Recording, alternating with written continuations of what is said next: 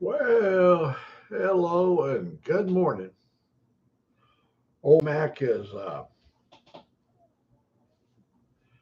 this is my Mack Attack. Come here, Theo. My little buddy Theo is over here.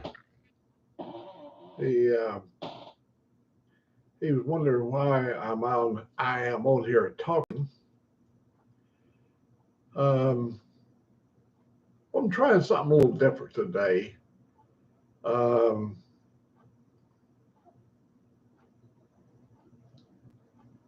don't know how it's going to work out. It seems to be, man, the picture looks good. I don't know about the audio. But hey, Motorbomb, good morning, my friend. You're the guy that helped me to get started out. Oh, you like my sharks? Shark bite. Yeah, over here. I guess it's on the opposite.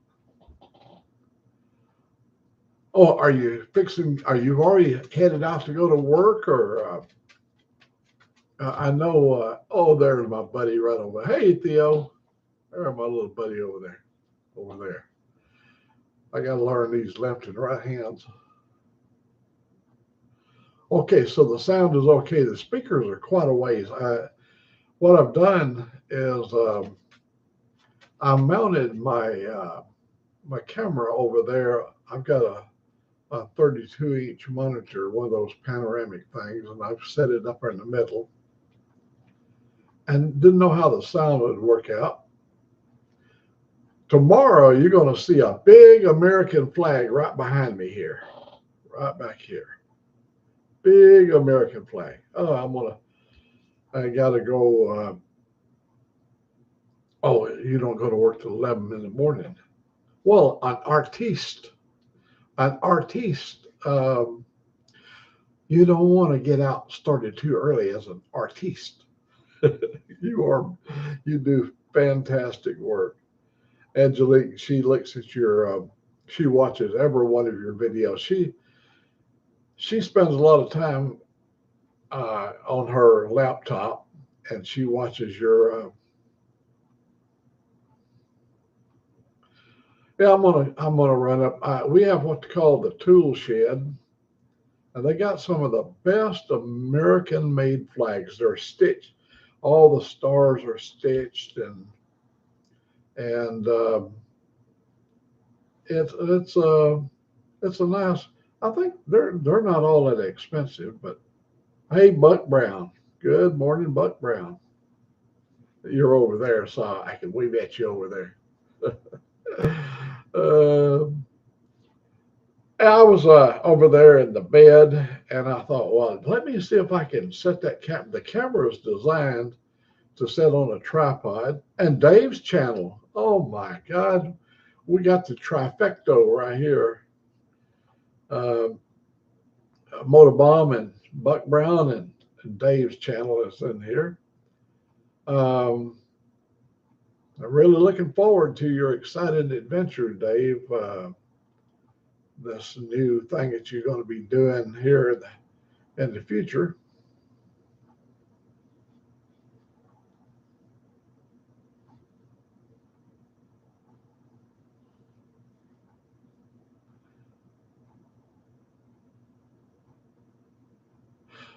I had Dave. I don't think he was in here last night. After this is a whole new setup. Dave, I went and I went up to Coleman yesterday and bought uh, a new webcam. See, having a phone here, it's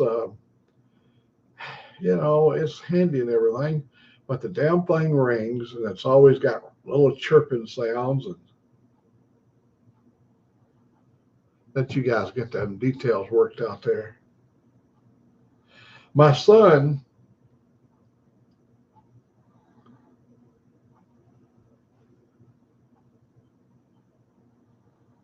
oh, I see. I got to fix up Buck Brown here. Hold it. Uh, let me, Buck, don't go away till I get you fixed up over there. My son was in here. He so much wanted to meet Dave. He kind of thinks of you, Dave, because you got that big old beard. See, my boy, all he's ever known is me looking like Uncle Si.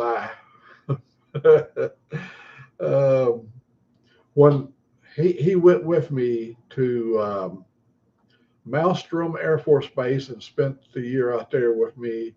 Oh, then he went with me to Whiteman Air Force Base, and my God, did he have a good life? He had the run of the whole base.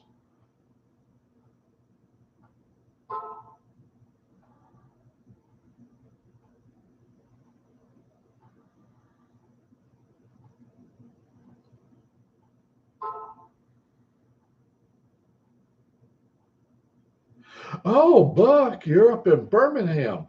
Hey, I'm hoping you locked your doors. And Toga, hello, Toga. You're on I-59. Oh, okay.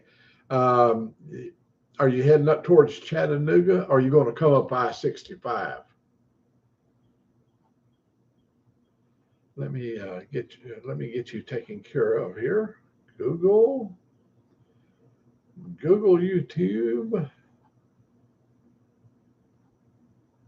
Dave is live. Okay. There's my buddy Dave is live at the same time. Look at that. I'm saying, oh, let me. Oh, Dave, I didn't know you was doing a live. Hello, Dave, on your live, bro. I'm seeing you're on this one. Let me get over to mine here so I can give Buck a moderator thing. If I can get over here, let me get to my page. Here we go. We're almost there. There we go. We're coming up on it. Y'all bear with me. Y'all talk amongst yourself. Okay, okay, now we're coming up. As soon as I get the text going here, we're almost there. Now we're there. And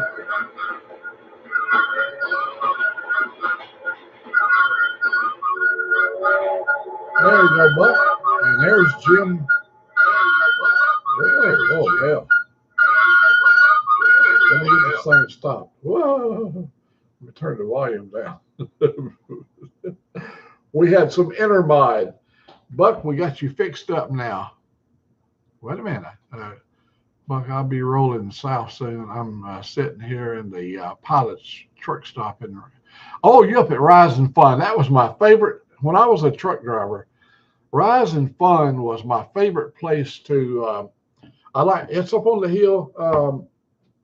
We park up there, in the old days, I was off the road after 2006, but the train, it just came in. Yeah. At some hours it's coming in and some hours it's going out, Dave. But I used to, in the old days, they had a good restaurant in there, but now they got a Subway and stuff like that, and it ain't like it was. And I left the road in 2006, and I used to love Rise and Fun. Here, I would be like coming back from New York or somewhere, and I would stop in Rise and Fun, sleep out my time, get my logbook all set up, slide back into Birmingham, pick me up, and they'd have me a load in the yard, pick me up a load in the yard, and head to Miami or maybe to Seattle, Washington. Buck, how come you're not showing up? What is going on here? Let me do it again. Okay. Oh, I see you. Oh, I see what happened. We got you now, Buck. I missed one operation. It was down behind a little sliding bar. And I bet you're going to be good now. Speaking of old trucks, I missed Oh, oh, I was trucking way back, maybe before you was born, Buck.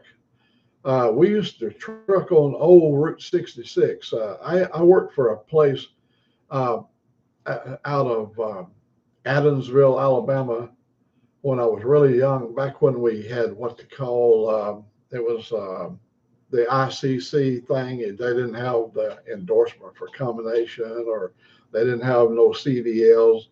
Um, we used to like the little stinky stations. You may have remembered them on the old Route 66. You'd see the skunk up on the side of the mountain, a big cut out of a skunk. Oh, on two. Oh, yeah, yeah. My brother lives in Dothan, so I'm very familiar with the loop and uh, down there. Yeah, I got you fixed up, Buck. I see you now. You got your little standard crescent wrench, fully adjustable. Hey, did y'all notice I cleaned up for you? Uh, I got up this morning, got myself all showered up, and I got myself. Well, I'm sitting right here. I don't have any. She's empty. Oh, I wish that woman would slide in. She's watching a show that she watches. It's a British cooking show. She is crazy. She watches so much British. She's almost got a British accent. She likes to watch. It's the Vickers and their sons. It's like a soap opera over there in England, and she watches it every day.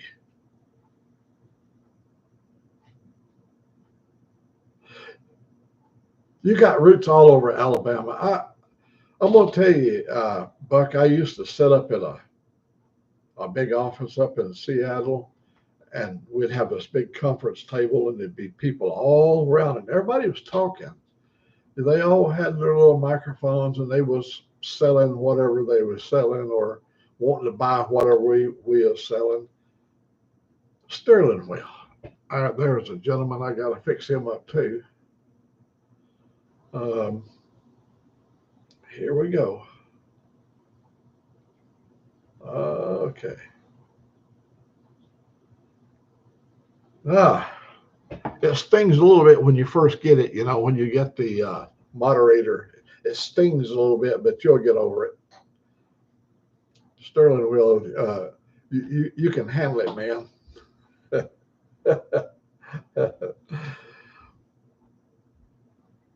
Yeah, I when I used to run out to the west, um, you go into Salt Lake City. We went last year. Now we were going to go across US 30, you know, right there at Little America, but they had the road closed. They had some kind of something happen over there, and it was during that time when there was so much rain last year. You know, we couldn't even get to Sturgis. We were going to go I-90 over to Sturgis, and it was blocked off there at Council Bluff. And at Council Bluff, we had to go on I-80. And so I said, well, when I get to Little America, I cut across on 30 and go to Pocatello and miss all that stuff down there.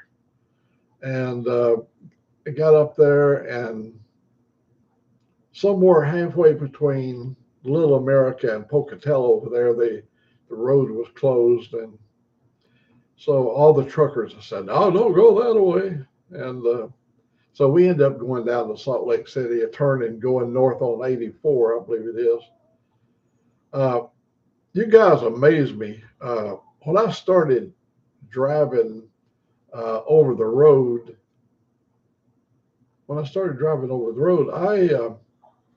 you know, they had just got a lot of these uh, exit numbers, you know, and mile markers and stuff. You guys I'd say what is the mile marker where you X off for Ajax Steel in Cincinnati, Ohio? Oh, that'd be mile marker 23, and it would be dead on. That's back during the days before we had internet and all that stuff. Now you just look it up yourself, you know. I like your status.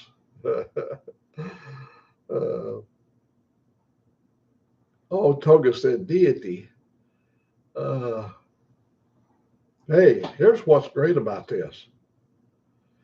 You can be whatever you want to be. You know, you're not limited with what they want you to be. You can be whatever you want to be.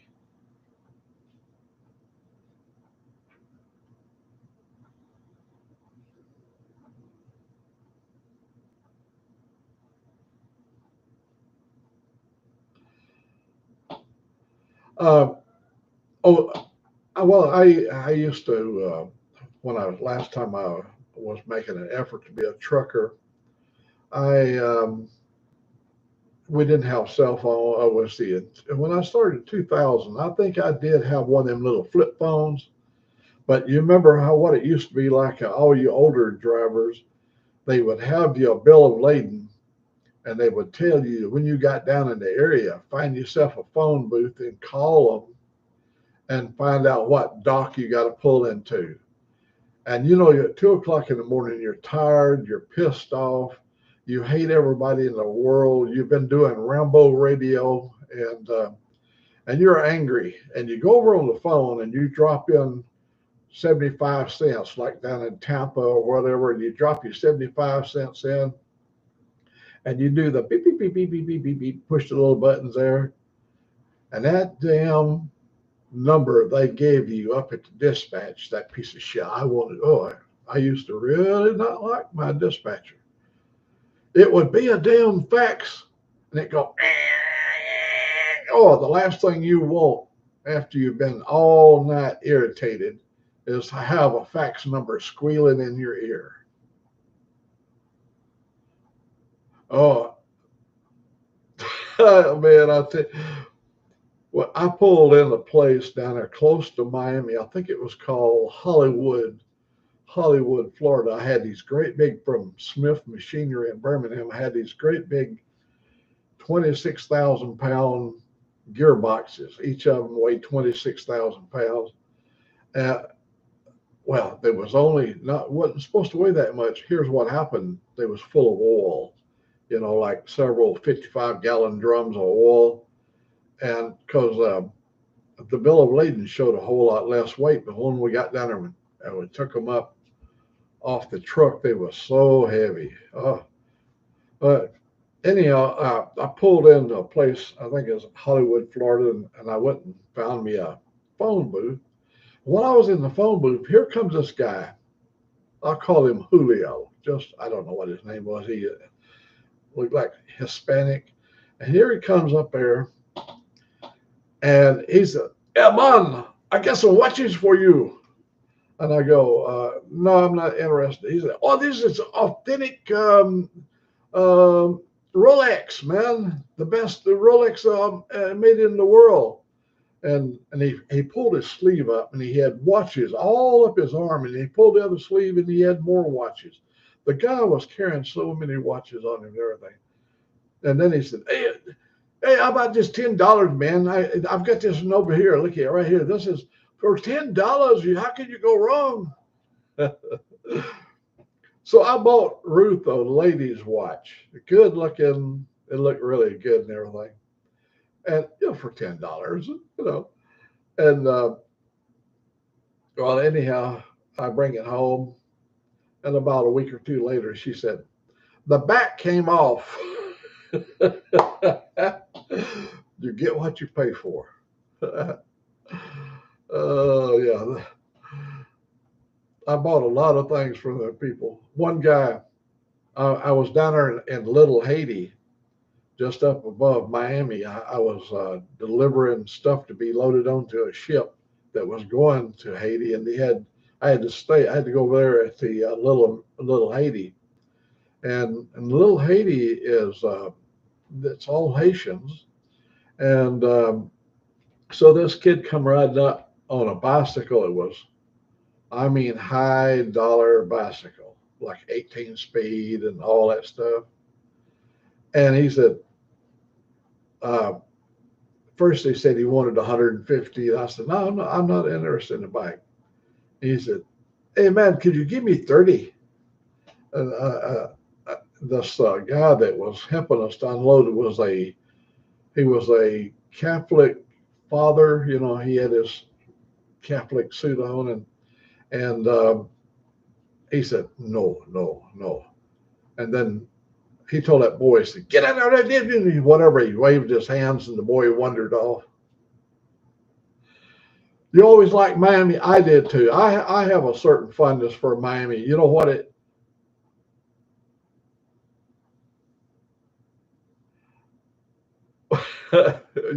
trucking life is something a little bit different, but Miami, I loved it. I liked the whole colorful event of it.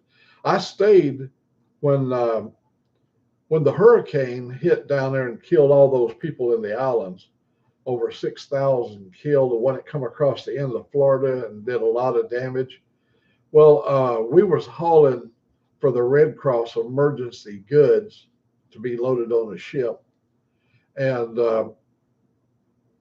the uh, the city where I had to go, my destination was the Haitian embassy in Miami, and it was an old 24 floor hotel that was converted over to the embassy. 24 floors and had rooms. So when I came over, I asked them, could I impound my truck inside the yard, because thievery is really a big number there. And they said, only way you can impound, you have to stay here. And I said, oh my God, what does it cost? This is downtown Miami now. I mean, it's right there and where everything's at. So I said, how much is the room?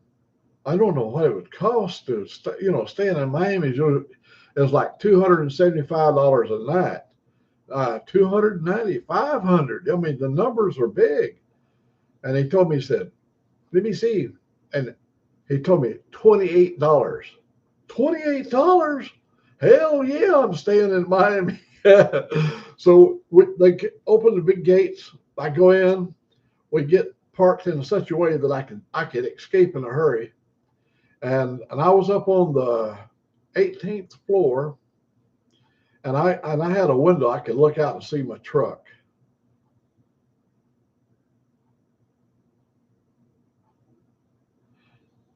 I hope you get that worked out between you and Dave.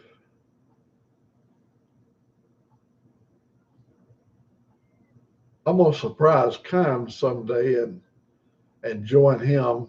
He offered for me to come in and join him over there with his little group, his live broadcast. And Motivon, Virginia, I'm gonna do the same thing. Try to wiggle me a spot in there on maybe a night when it's not too congested, where I'm big, it takes a lot of room for me. I know you can shrink me down like that and put me over there in the corner. Uh,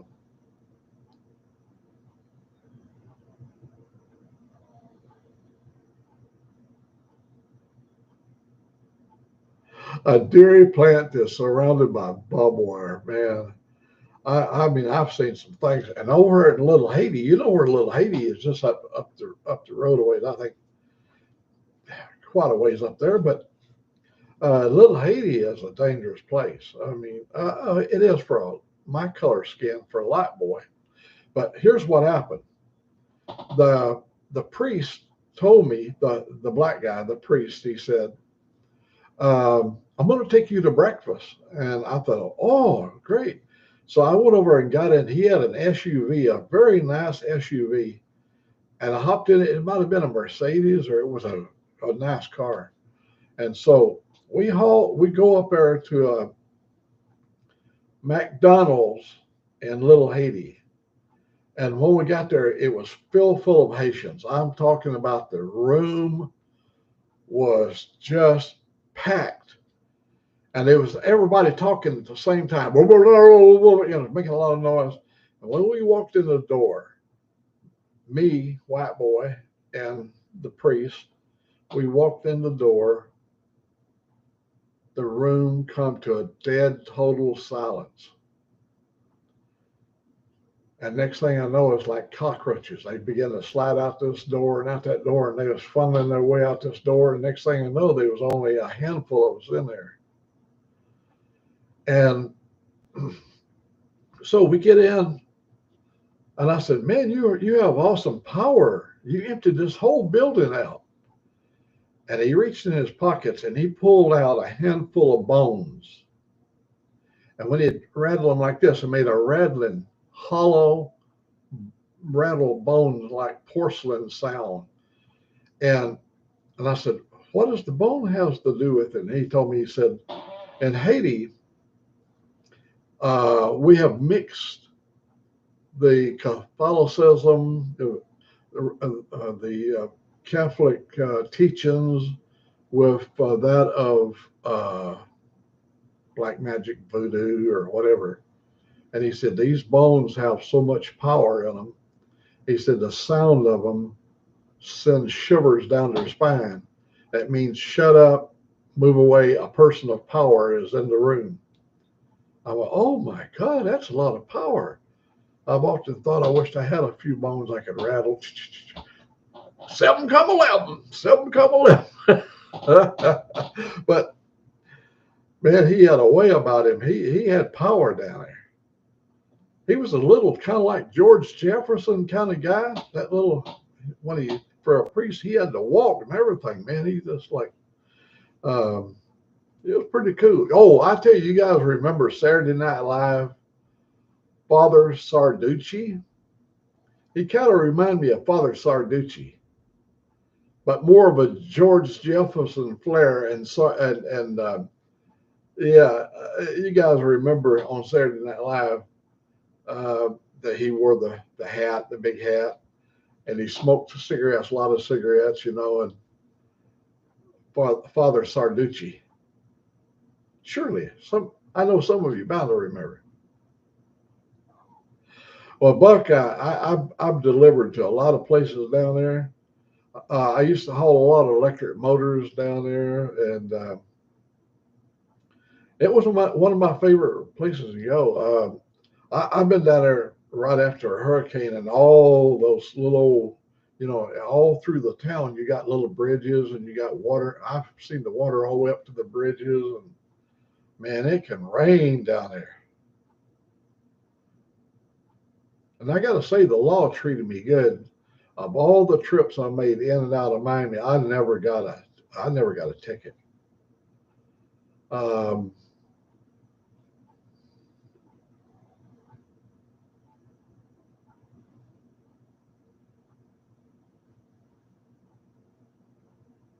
oh no, you guys take care of business, man. That's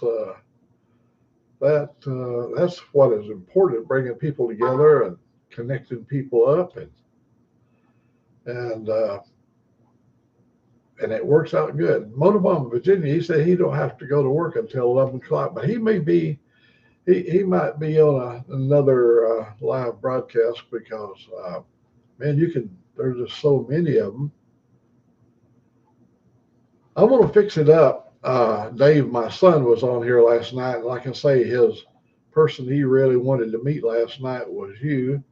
But see, he's up at the timing is.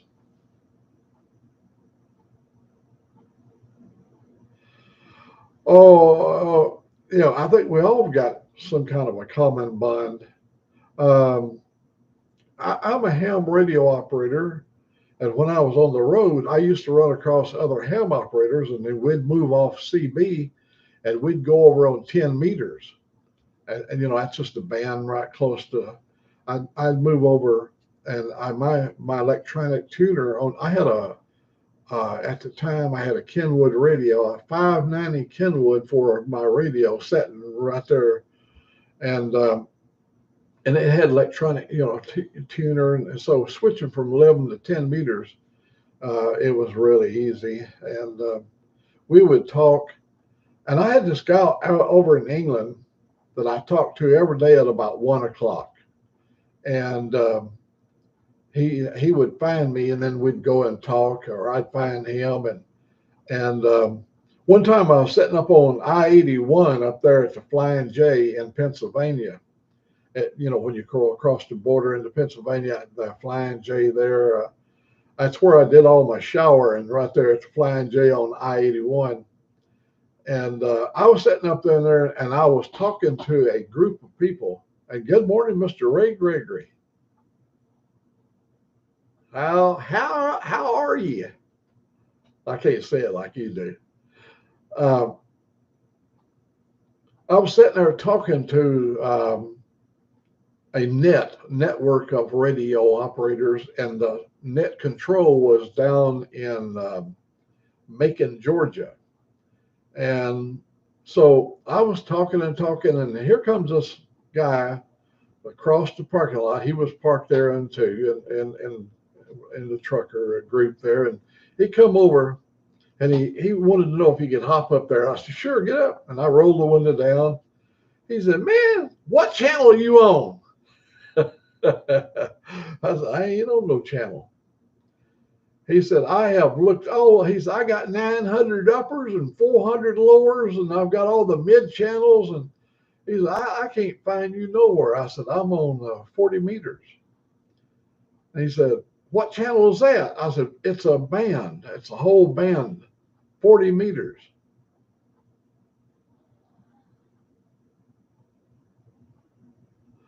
Oh, a Grant XL.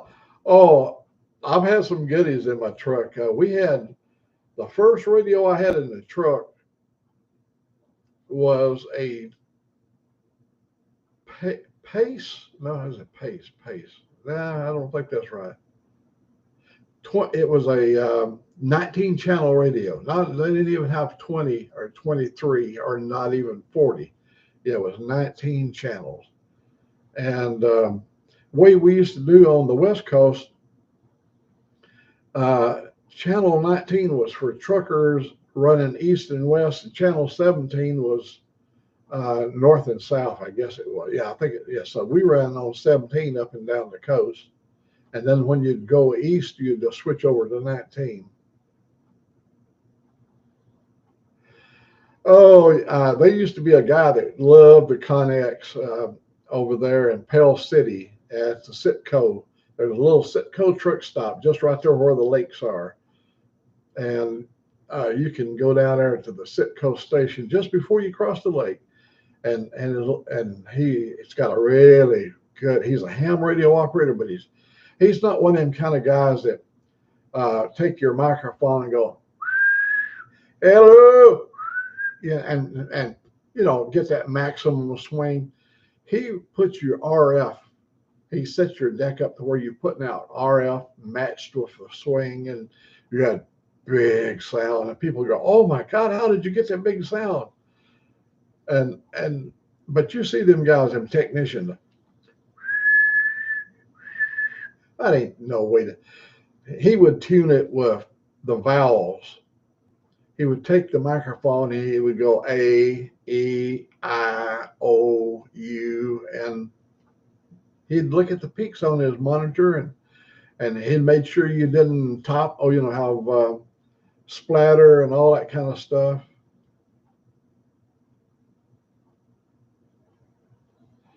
Hey, Buck, I had me an Army nurse lady that she was retired from the U.S. Army as a nurse, and she was my co-driver.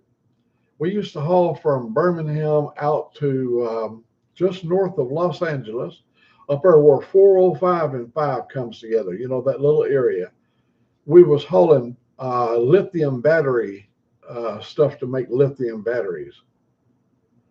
And so after a day or two of us riding together, she said to me, sir, her name was Miss Jenny.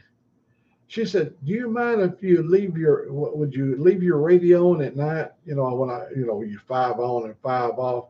She said, when you're sleeping, could you leave the radio on? I really enjoy it. So I'd get up in the morning or evening or whenever my 5 hours is up, and she'd say, "Hey, two before, way welcome to my little morning chat. I wish we had a cup of coffee. That'd be good." But Miss Jenny wanted to listen to him, and so when I would get up, she said uh, she would tell me all these ham radio calls that had called for me and whatever, and all that kind of stuff. And she'd write down the calls, and she dearly loved that radio. She wasn't even a CB operator, but she knew where all the bands. I showed her how to go to different bands, and I had multiple antennas on the truck, and then in my below the sleeper there, then I could pull out these antennas and change them out and change bands.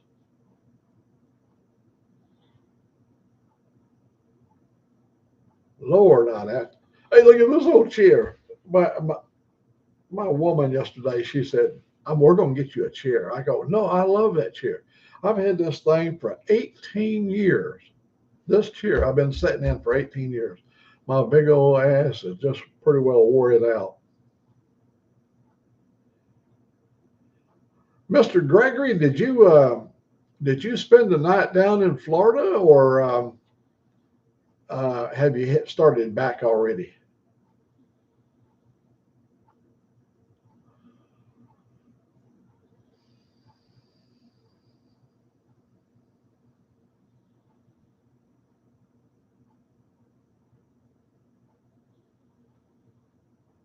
Oh, good. I'm glad you got you some rest, man. Some people, you're just driven to do things, and sometimes you got to take a little break.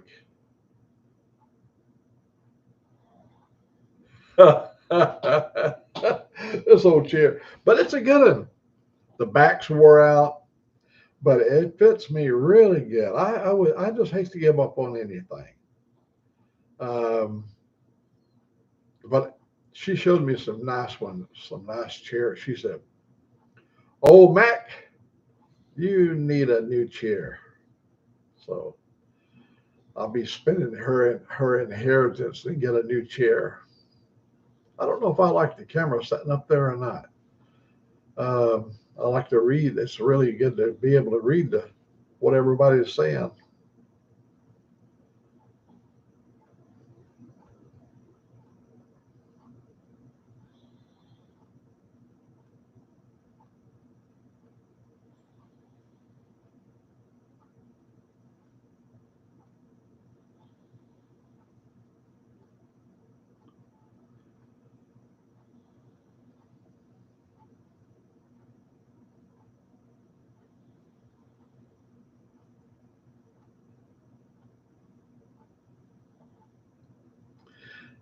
Toga, I was going to tell you that last night when we was testing out the new camera, uh, there was a there was a person. I don't want to say man, woman, or child, but there was a person came on from Turkey. I wished I'd have wrote the name down.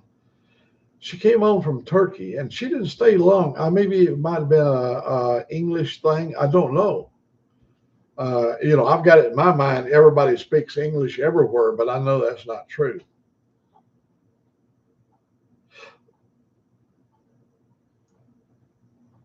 When she comes back on, I'm on a. Well, you know what I can do? Watch this. I want to interrupt that little heifer's TV show. She's watching the English cooking show. I'll fix that little heifer up. I'll just have to find her over here. There we go. Almost there. Yeah, right here.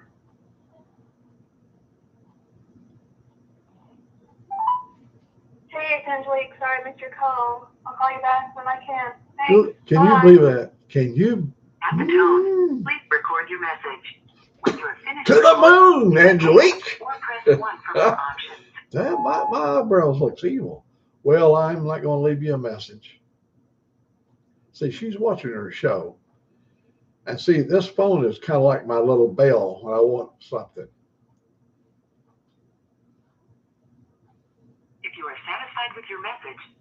wants to listen to your message. Well, maybe she'll see that I called her and she'll bring me some emergency coffee. Um, she was in a good format, or she or he, I don't know what it was, but I seen the Turkish flag and I saw she announced who she was. Maybe I keep saying she, I don't know if it's she or he, because they're texting over there, and I didn't see a picture of it, male or female, but I'll say she, um, didn't stay long. Maybe it was one of those deals where she just run across, my channel, and it piqued her curiosity for a little bit. And I wished we could have got into a more dialogue. We had so many people. It's hard to maintain dialogue with a lot of folks. Um,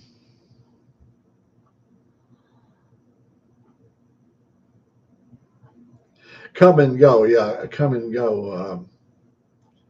Yeah, I looked up the 3-star general in the Turkish army and compared it to our 3-star, and I can see the similarity. I mean, it would be hard to tell one from the other. They've got all the spaghetti on their tunics, and they've got that look, and those are the kind of people an enlisted man kind of tries to avoid having them in your life.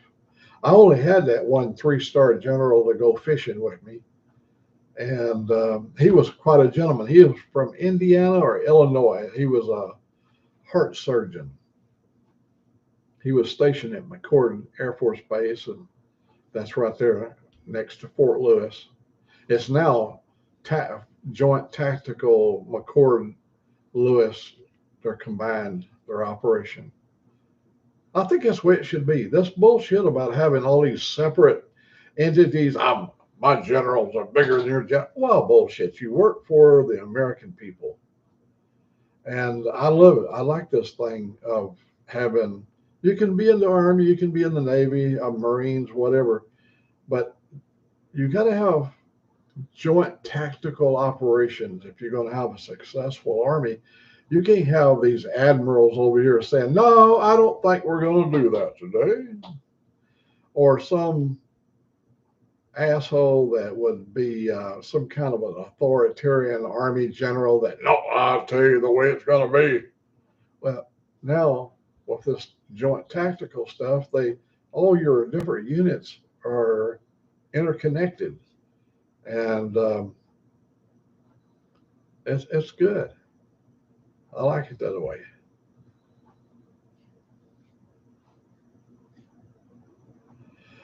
Toga, you gotta get with it, man. Light yourself up over there in Turkey, and come on here and do some live streaming. It would be like Buck Brown just said right there. It would be nice to see what the other person looks like. This is what you call Southern exposure.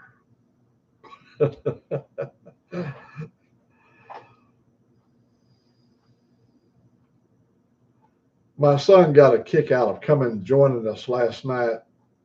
That was the first time he's ever joined in. And I told him, I said, son, you got a laptop, it's got a camera on it. But he said, I don't have enough of subs to be able to start my own live stream. I said, I can share you. There's a way that we can do it like a split screen.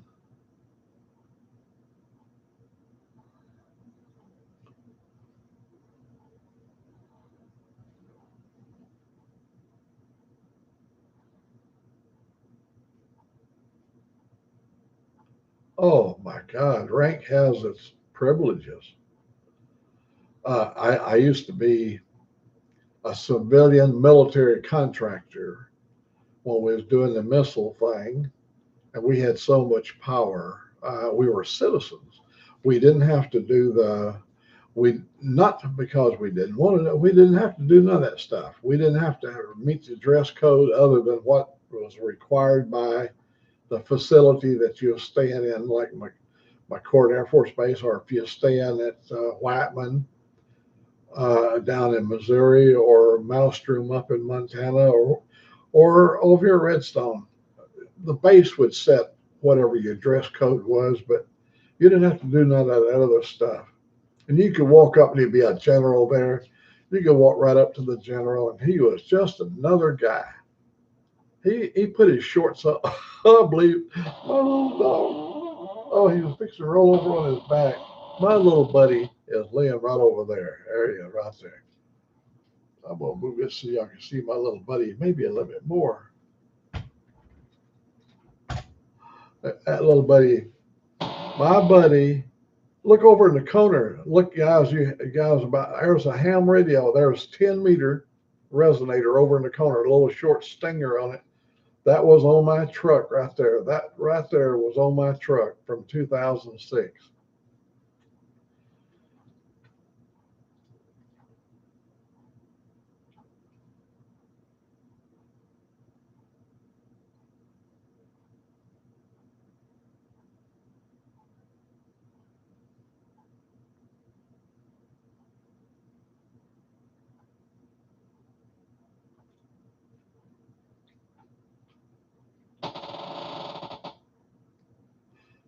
Oh my God, that's wonderful. From what I've seen from Toga there, he's just a sincere, wonderful human being. You know, he's first of all, he's very polite. And us being Americans, we don't require people to be polite, but hell, it is nice. We wish we wish more of our kids would be polite. We losing that thing about being polite. Yeah, no. What you looking at, old man? Well, I come up from the days you never said nah to your daddy. You said no, sir, because your daddy was the authority in the family, and he required that. Yeah, Toga, that's a lot of hours, man.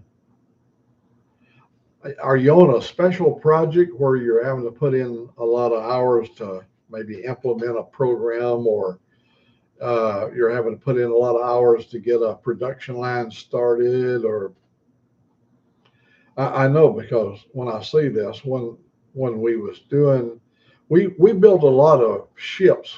The Boeing Aircraft Company built a lot of ships. They're based out of Pensacola. They're called PHM, or the Pegasus class. Pegasus class was pursuit hydrofoil missile boats. We built a lot of them, 200 footers. They fly on the water. They got a hydrofoil, and they have jet propulsion. It runs a big pump. You got two of these huge industrial gas turbine engines. They don't run on gas. They run on avgas, JP4 or something like that. But boy, they could get up and fly. I was on the end of the spoiler. In other words, our team had nothing to do with nothing up on the superstructure, but only the spoiler, the wing that flies under the water. That was ours. We had to develop, when we made the PHM. If you make a big wake, it stirs the plankton up in the water, and the satellite sitting up there can see that trail. It can tell wherever one of the ships are moving. And so when we developed a foil, you could get up and fly, and you didn't disturb the plankton, and you didn't get that glow behind the boat as bad. Yeah, JP4.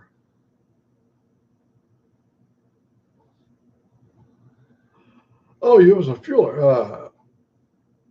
Well, yeah, that was the fuel. Uh, what happened there when we built the foil?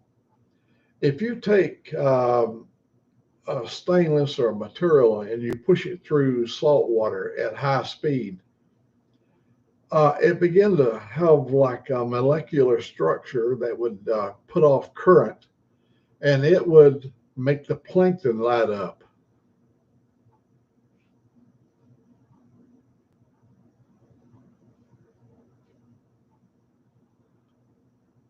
Oh, I gotta go. Let me. I'll have to go over there on my phone. I'll do that and I'll look it up. Um, oh, you're a man of the beard. You're a brother of the beard. Well, that's good. Um, I'm looking forward to seeing you, Toga. Uh, well, what we discovered was stainless steel. Um, it's non-magnetic. So we had to develop a magnetic stainless steel, 514 stainless. We, the company, I didn't have nothing to do with it. They developed this 514, and you can put a magnet on a 514, and what that did is it attracted the electrons. So when you flew through the water, the electrons stayed on the wing, and it didn't light up the plankton. Oh, Dave is seeing you right now. Maybe I can do this. I don't know if I can or not. I bet you I can. Let me see. Let me see. Did he make it as a link? Yeah, there is that a link right here? I believe that is that the same one. Let me see. Woo!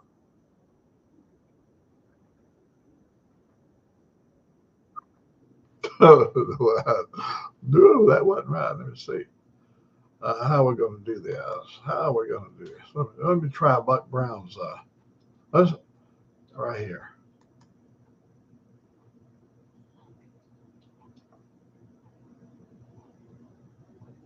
Come on, forgotten.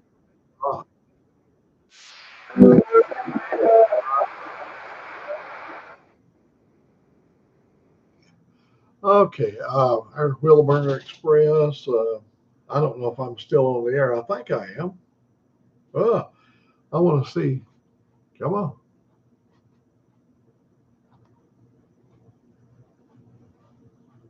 Come on.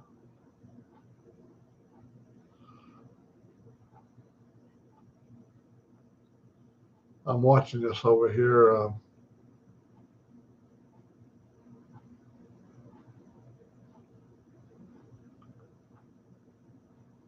I'll have to go back and watch it.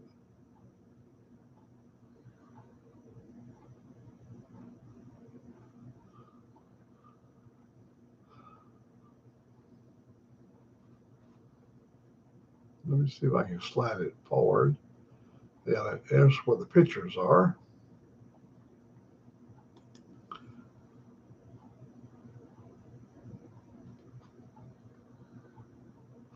Well, I see.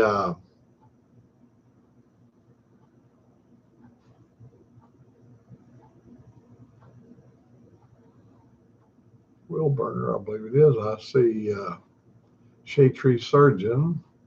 That ain't it. Let me see. I'll have to go back over and look at that. Okay. I did. I found the link, so I will. I will. I'll go back and I'll scroll through. Oh, oh, you mentioned one of my favorite. That story when I was a kid, and we would read that and just think about the travels and the mysterious things that kids that age could find and get into. Old Huckleberry Finn and oh, it's a 5 hour video. Well, I'll scan through it and I'll find Toga.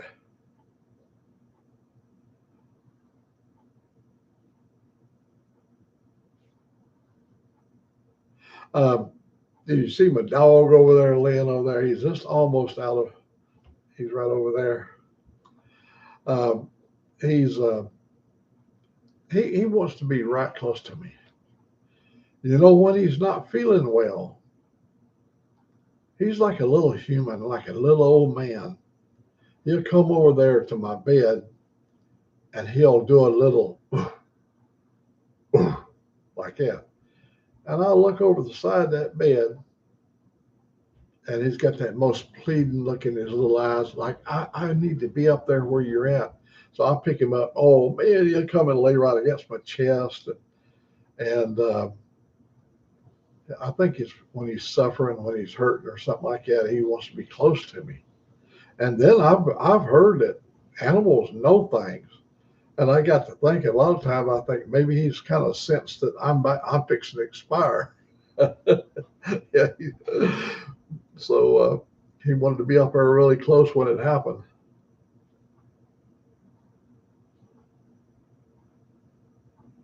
Oh, Treasure Island and some of those great readings. I could just travel in my mind. Oh, there it is right there.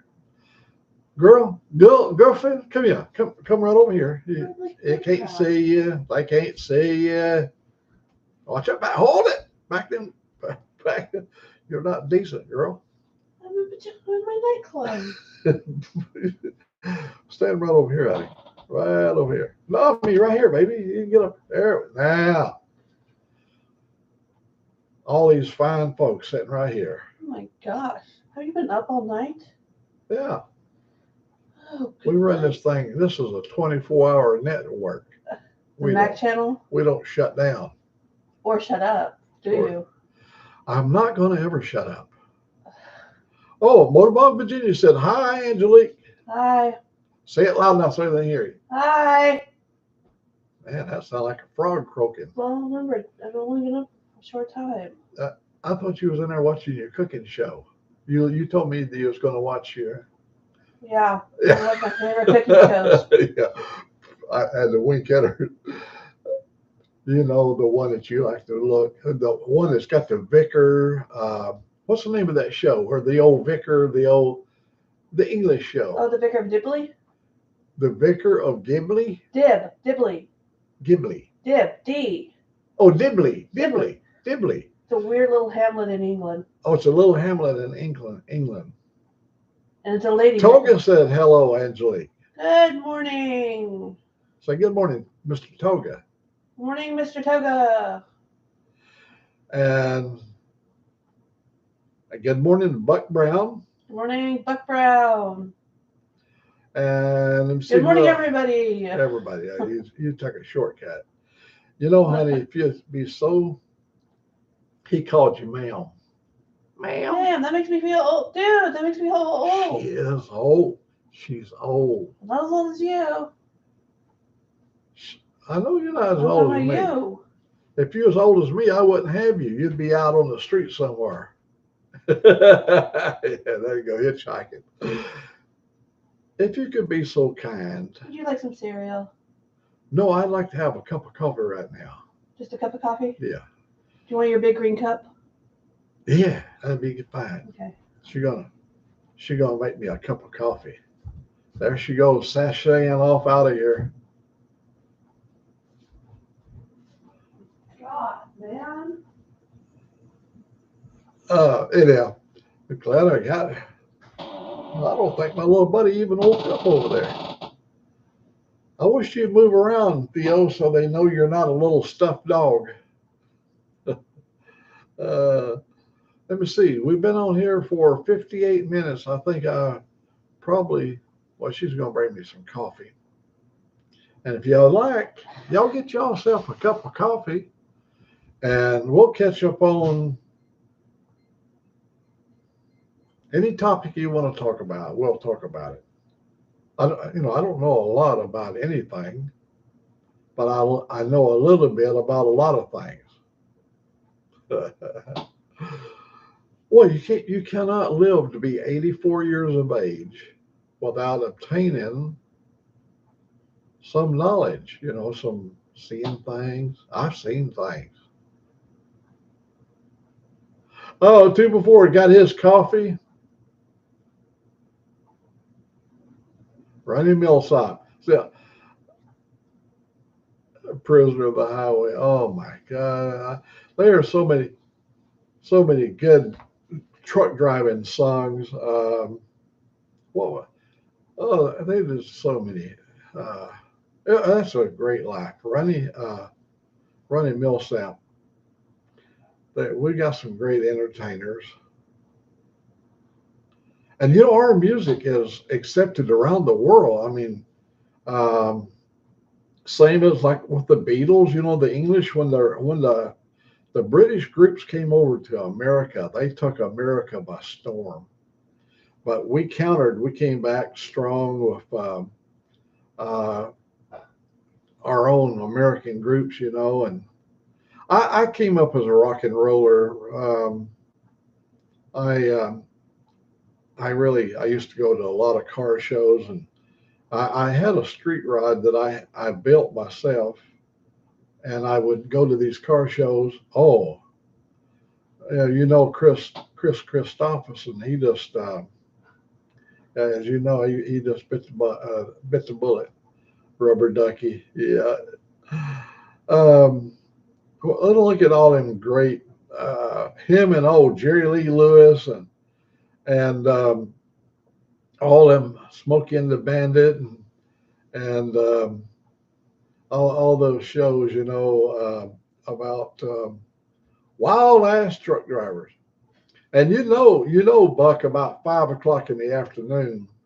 Oh, way it was when I was on the radio. But nobody's doing CB now like they did back in them days. Now they got corporation radios, company radios. But um, the Rambo radio starts in about 5 o'clock. I tell you what, if you pull over up at the pilot up here at mile marker 340, I'll whoop your ass in front of every truck driver there. And I'll whoop everybody's ass at the truck stop. And then when they bring the National Guard out, I'll whoop them too. Rambo radio. I like Sundowner. Was it Sundowner? Oh yeah. I was trying to remember some of the really good songs I used to love to listen to. And I'd like to play Danger Zone. I would kick that up. I had a CD player in the truck here, and when I'd pull out of the truck stop, I'd crank that thing up. We had really big sound in the truck, and I'd crank up Danger Zone. Kenny Loggins. I believe it's Kenny Loggins, was it? Dave will know. Kenny Loggins.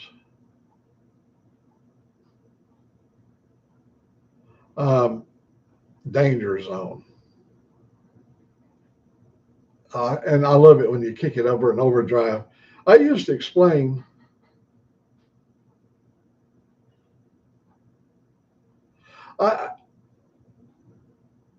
Yeah, Kenny Loggins. That was. Oh, I love that. I like that driving sound. And of course, Born to Be Wild.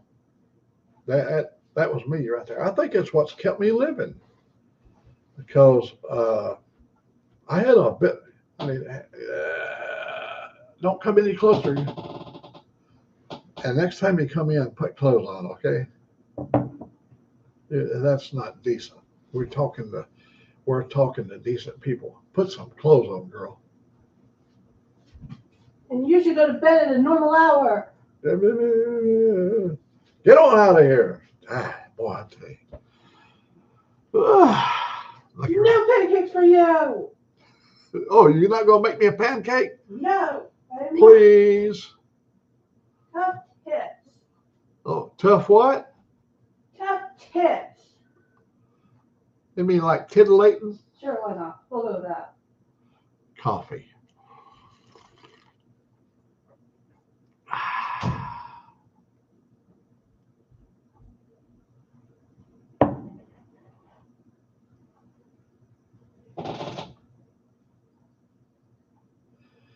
Yeah, Oh, we went to a coffee house in Seattle, and the reason, oh, there's Name. Hang on, Name. I want to fix you up there. Name, good morning to you. And how is things in the Middle East today? Can you tell us anything about what's going on?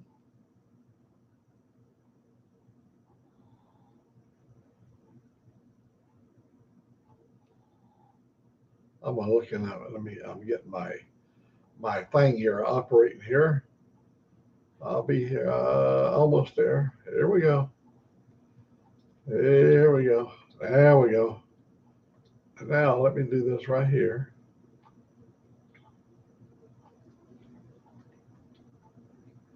Now, Name, we got you logged in. We got you all logged in here. So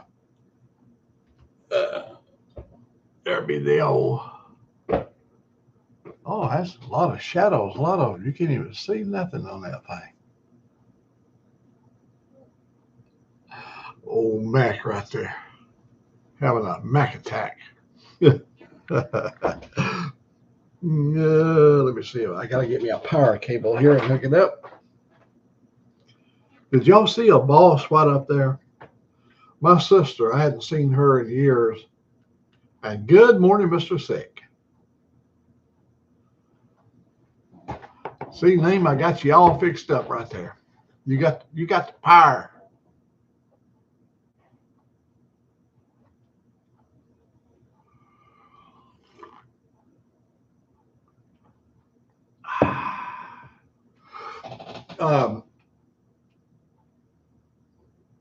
Sick, you had company last night. Man, he's got to be an entertaining, interesting human being. Ray Gregory is an interesting guy. Oh, I see my little dog is moving around a little bit over there. What are you doing, little buddy? What are you eating over there? Huh? Are you eating something? Here, Daddy can get you something to eat. My little buddy, he's pepperoni, the San Francisco treat.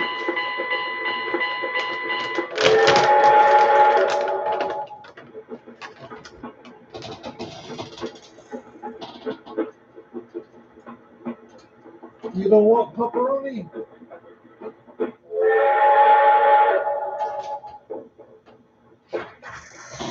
See, now he'll take it, and he's going to his bed.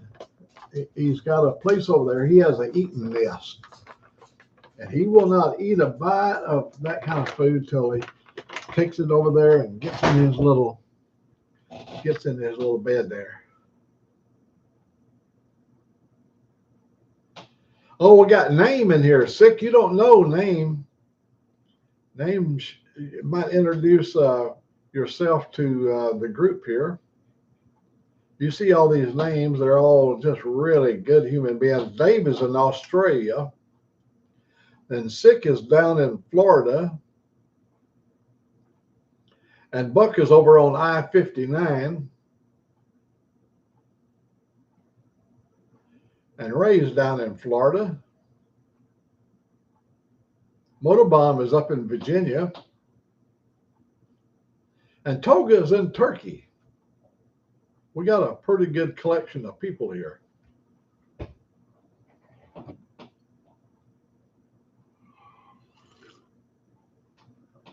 Hey, Sick, I guess you just heard my train. And if it becomes annoying, I'll take my gun. I got a gun.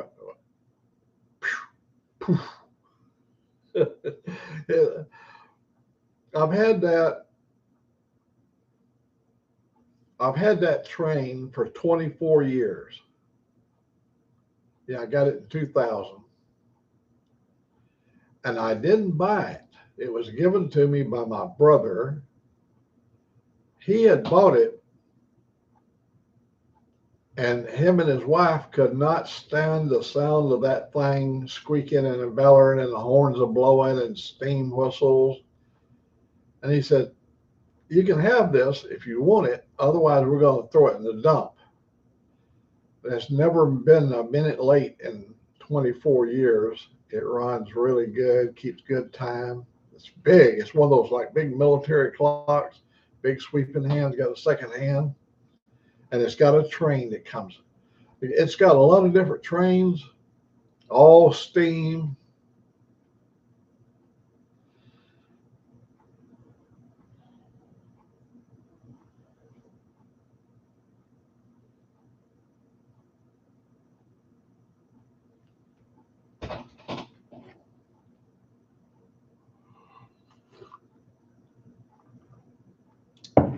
Yeah, I like Top Gun.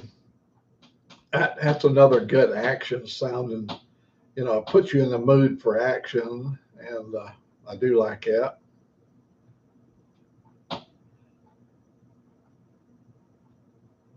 Sick, if I knew how to do it, I would do a share.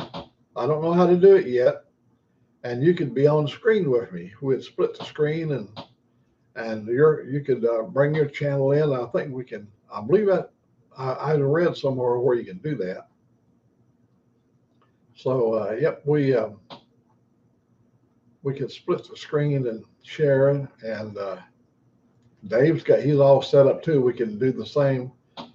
Once we figure out how to do it, I haven't read that far yet. I just know there's a capability of doing that. Motorbomb Virginia, he would know exactly. Just push this, and there you are.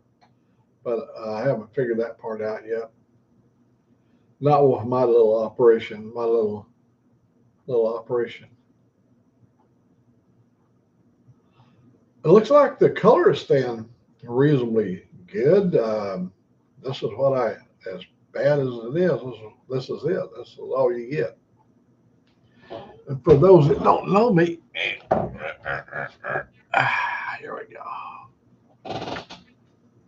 There we go. Our whole N4DIR. That's me old call. Anyhow.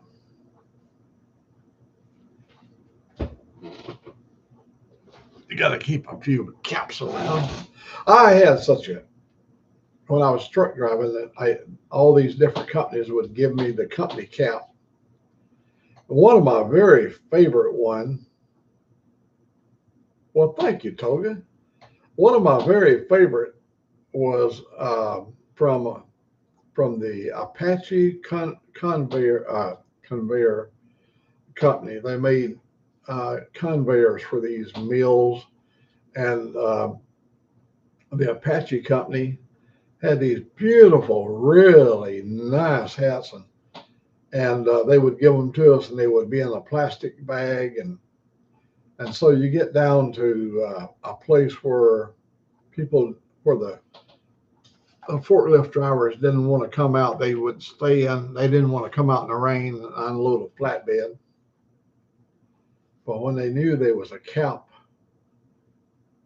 from a really good-looking cap, man, they'd come right out there, hop on that forklift, and start unloading my rig, and I'd be good to go. Just give my cap out the window, and they say, "We'll be watching out for you next time."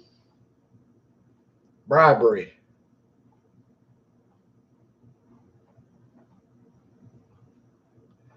Everybody loved the Sick, man. I tell you, he's him and his dogs. Man, I love anybody that loves their dog. My little dog is the whole world to me. Theo, you happy?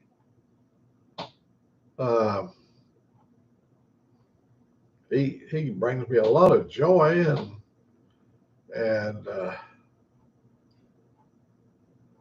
oh, I'll do that for next time. I was going to show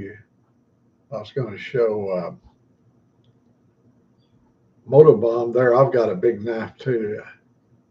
I got a big knife. I got a lot of big knives. I used to be a kind of a big knife guy. I have a big one of those like he's got in there.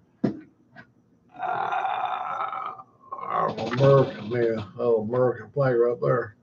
That's all American man. You got stuff hanging over here. Oh yeah, this is my FEMA card from FEMA. You know, I general class um, approved for going to hurricane. I can go into hurricane zones and stuff of that nature. Here's one of my favorite knives.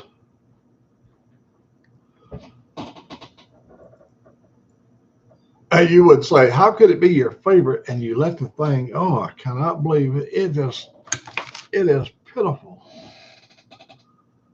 It is so dirty. Oh, golly. I mean, it's like a little bit of rust on that. Not rust, but oxidation. That is, oh man, that's a good knife right there. Um, I used to be on my M16 that would used to hang right up there. We had to remove our guns due to the fact that we had to move them. That is a really good knife. You're talking about this thing. It will get the job done. But I got a really good one in the kitchen. I've got a big. I believe it's made of some really good steel. This thing is too, as you know, these things are indestructible. Look at it, got a great handle on them. It's good. It fits your hand good.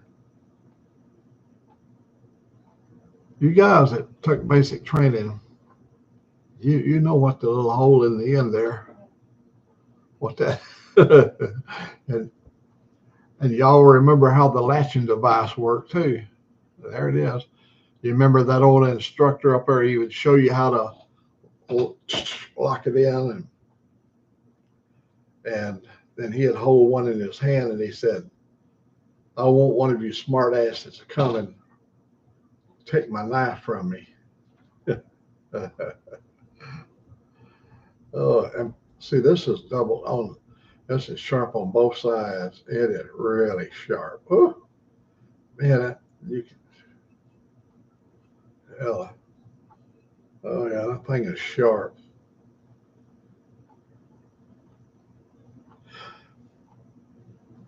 I've got one over in the closet. I'll break out next time. Oh, I got knives everywhere. Little pig stickers. There's a good pig sticker right there. Oh, I would not want, this thing would cut you up so bad. And this is sharp as a razor. And how I got this knife right here. A guy came up to me, a panhandler, and he said, "Man, if you could spare $1."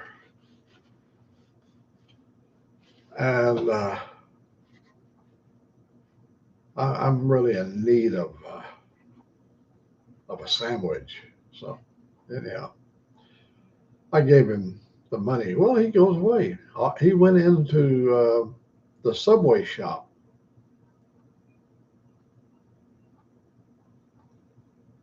Yes, my son was a drill instructor for 10 years, not Donald. I have another son, Mike. He was a drill instructor at Fort Sill, Oklahoma, and he had to teach hand-to-hand combat. He did a lot of tours. He did so many tours overseas, but he had to get the guys when he finished all of his tours. He'd done 22 years in the Army. He ended up over at Fort Sill. He spent most of his time in the 101st Airborne, and he they have a thing. They have a training, and you guys that was in recently. It's called washing grenades. And I thought he was talking about washing them, getting the dirt and mud and stuff off of them.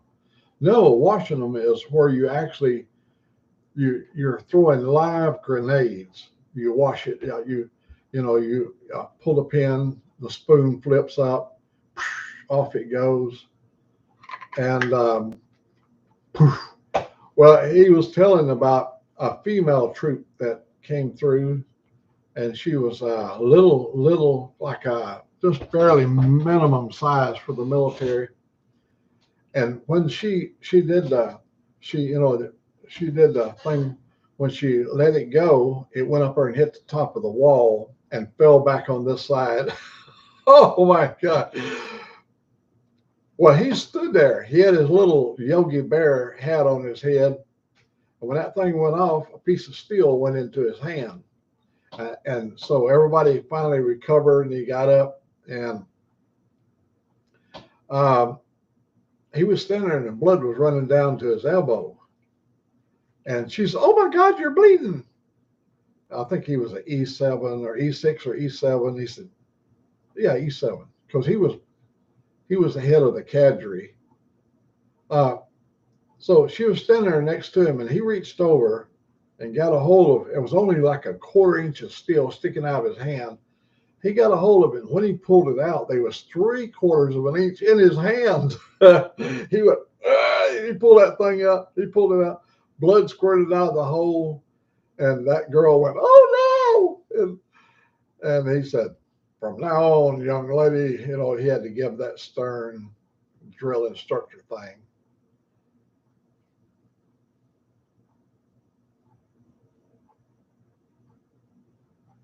Hand-to-hand combat is really important. And how to use the bayonet. I'm gonna tell you, if you got a K-bar on you, and that is, and I mean, I ain't talking about you need to know how to use it to stick somebody. Hell, let's don't go there. I mean, war is hell, but a K-bar is one of the best knives you can have. You you can do everything with it. I've cut bacon with this. This slices, bacon that's got a rind. You boys that live in the South here, y'all know what bacon with a rind is. We buy bacon with a rind. You get a big slab of bacon, and I'll slice that bacon. This is the knife I used to use to slice bacon because it's so damn sharp. And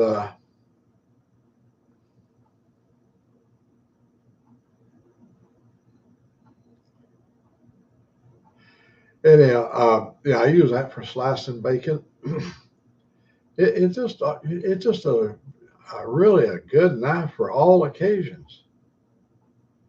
I used to have so many knives, but I give a lot of stuff away because I don't have no need for it. I won't be having any need for it. So I give a lot of stuff away. And this was given to me by Command Sergeant. Let's see, what was he? Sergeant Major? Yeah. Sergeant Major gave me this knife. And I've had it for so many years.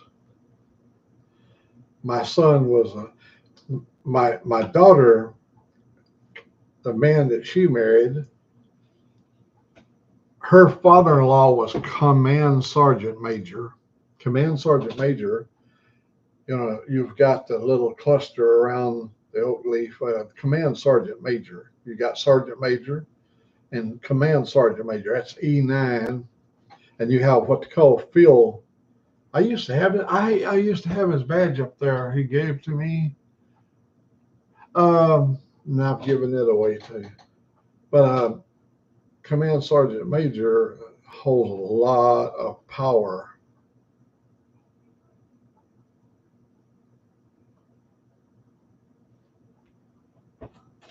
Oh, I fired some really good weapons. One of the best European weapons I owned for many years, and I let a guy talk me out of it, was an M14 AR. Well, let's see. It was I wish I could remember the name of the thing. It was made in Belgium. It's called the Peacekeeper. Really nice weapon. Oh, he had a selector switch on it. I fired it right out here on my gun range. And, you know, a 308 is the size, if you break it down in civilian caliber 308. I think 7.62 by 54 or 58. I don't remember. But I fired it out here many a time.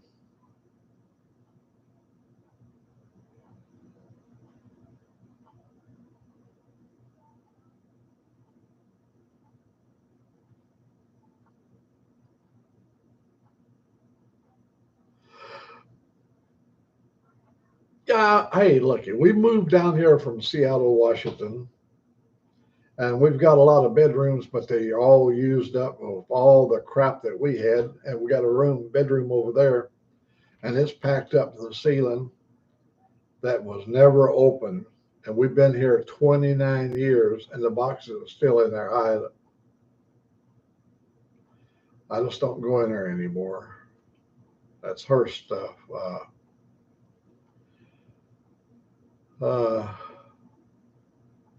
But I know about having a lot of boxes. And that dreadful going through old boxes.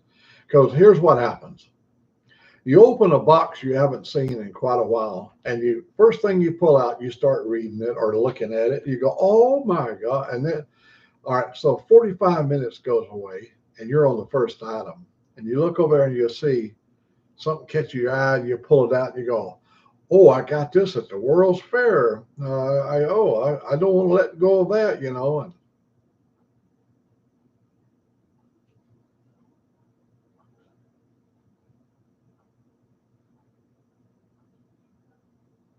yeah, hey, how many people got out of the army and become hippies? Dave, you know what I did. You've heard me tell the story. You remember my cowboy fighting days?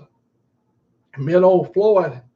Um, we got out there, and we both had just fresh discharges, and we were like Bronson.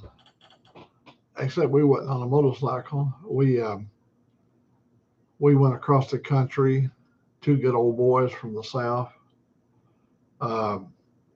having fun, doing everybody we could, and the good ones twice. Because what are you looking for when you come out of the Army? You're looking for that freedom of no longer having to answer to the command structure, and you can get out there and do your thing, and you feel like more of you're more of a together person, because you've got, for the first time in your life, you got structure. You can organize yourself, and you know how to achieve a task. You have been taught this, how to move to the next level, and when to take it to the next level. In almost in any situation, knowing when to take it to the next level. But when you got finally with a bunch of your brothers, and you meet up with a bunch of the sisters, and you have, all of a sudden you got a thing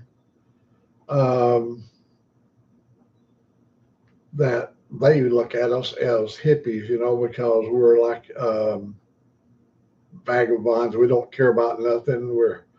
We're free at last, free at last. But you regret it as time goes by, and not keeping some of the things and getting rid of them, whatever. Hey, I didn't get rid of them. I'll tell you the honest God truth. I would have everything I ever owned in my life, but so I marry this woman, and in 6 or 8 years, it don't work out. She goes her way, and I go my way, but she takes everything I've ever had with her, because she automatically owns everything I got. So there it goes. So I meet a new woman, I build up a whole new lifestyle, and all of a sudden 8, 9 years later, off she goes. There goes all my stuff. Or I can't get back to the house to get my stuff. She won't let me have my stuff. uh, I believe inmates at jail, they call it property. I have to go back and get my property. And yeah,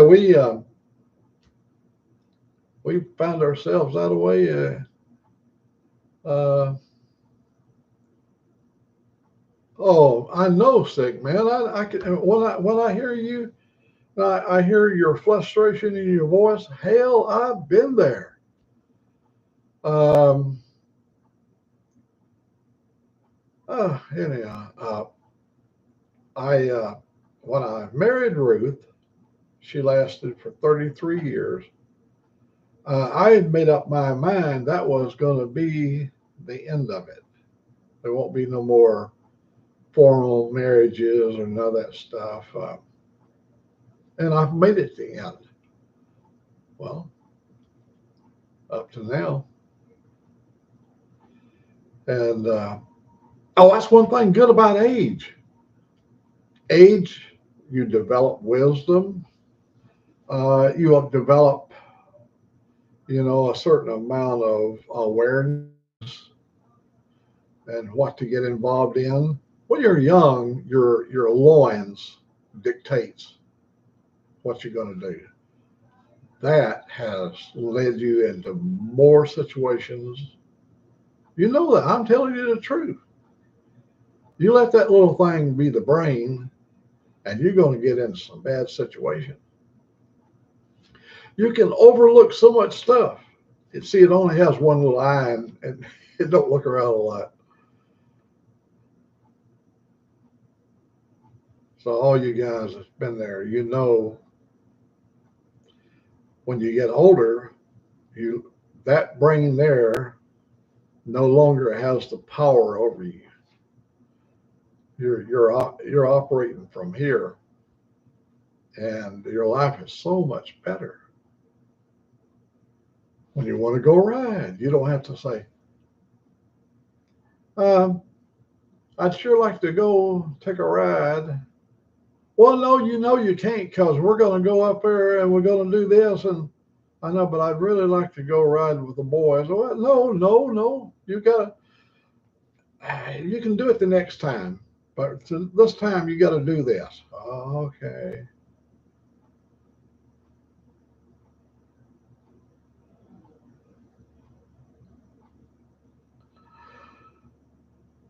Floyd Potts. Oh, Dave, you remembered old Floyd. Floyd, I didn't have a hero in that period of time other than TV type heroes and whatever. But Floyd was kind of like my hero. He could drink real good, and he had a good, clear thinking head. I don't know what his rank was in the Navy. He was only in for 6 years, I think. And so he didn't have a lot of I'm sure he didn't have a lot of rank or whatever, but he could carry himself well. And Floyd, I hate to say goodbye. I said goodbye to him over there in Walden, Colorado. Don't ever know whatever happened to him, how his life went. He'd be older than me, so he was, I think I told you in the video how old he was, older than me. So he'd be like 85, 86, maybe 87. You never know how that turned out. And there was some cowboys on the ranch up there when I went to work on the ranch. Some good cowboy people. They was real. All their life was about cows and roping and wrangling and all that stuff. They didn't know any other world other than cowboying. And I had an advantage. I'd been in the outside world and seen, there's my little woman floating by. She got her clothes on this time. Yeah.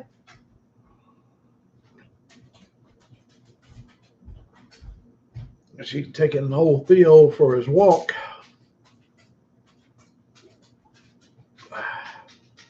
I'm drinking the coffee pretty slow, but there's a lot of coffee here.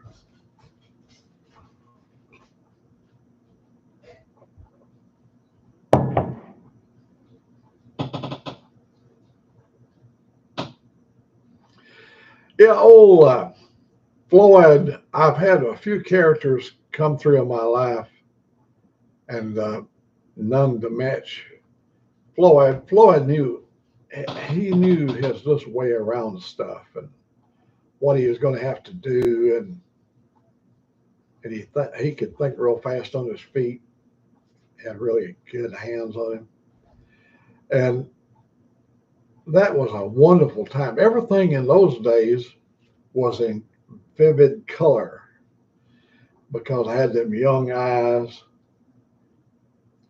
I still see good for a guy 84 years old. I mean, I'm not bragging on myself. I mean, my doctors have told me, they go, "Oh, you're amazing."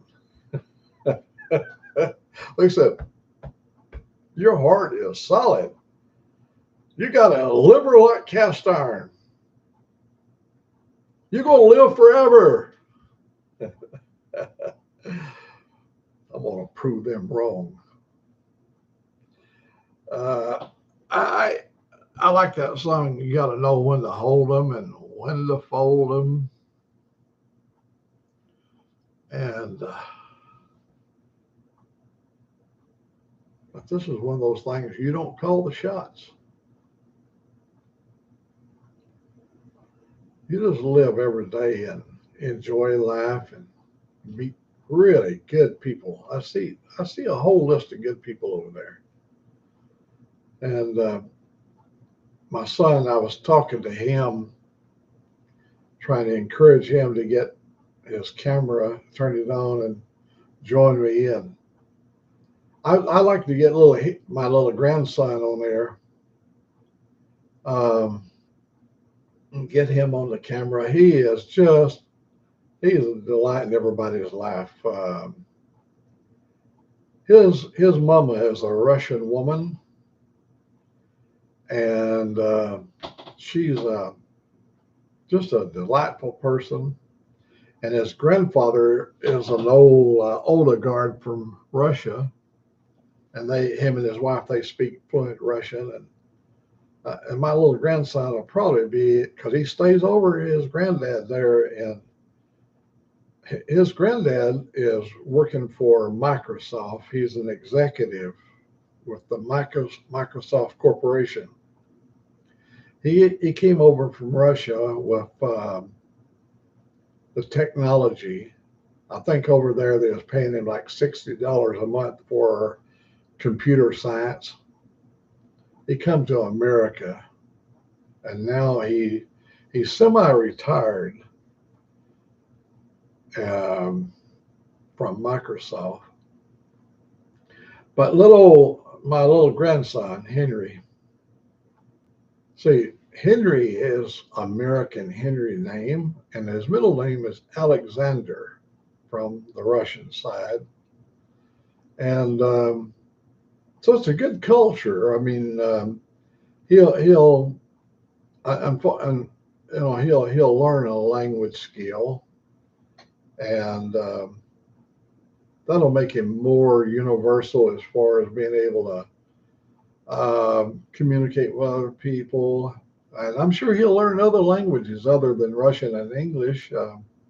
He lives in Seattle, and he goes to an academy, and he's like 4 years old and already in the academy. His grandfather wants him to be in the academy, and that's what he does. He goes to academy, 4 years old. I didn't go to an academy until I got to be 14. But they live in a little bit different times than I was. I was the son of a coal miner. There we go. Got it locked in. Had to put my little dagger up over there. Did everybody go away? Let me see how many people. Oh, there's 5 people.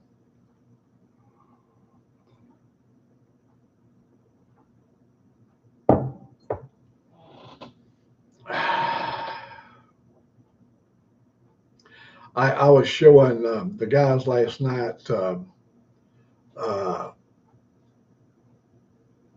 Dave, about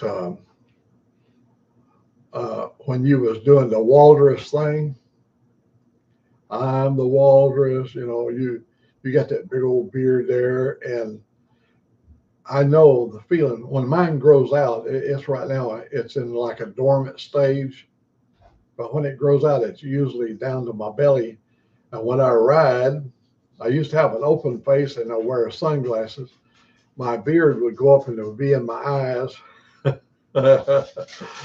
And there's my little buddy. When you get through riding, you'd have these 2 handlebars hanging down here, And yeah, that's something we have to contend with the.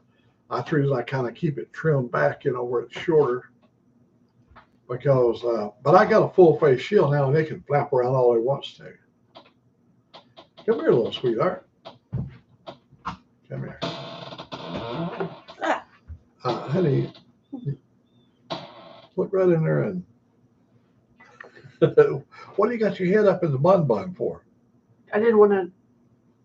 It was when I was normally washing. have it down in the morning. It was when I was washing my face. Ah, well, say hello to. There's Dave. I think Dave is still in here. Yeah, I see him. I see his name, but I haven't seen him move in a while. I don't know if he's. He's down at the bottom too. Huh? He's down at the bottom too. I saw him right in there. Here, sit right over here. Sit right over there, and I can refer to you.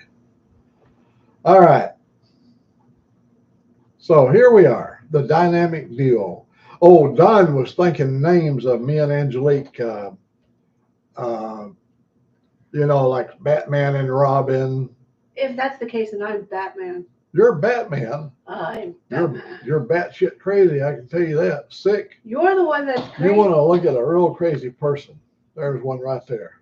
I'm not crazy. I'm the one that went to bed at a normal time. She's crazy, but she doesn't know it. I don't need sleep. You do. Hey, there's a name. No, look right here.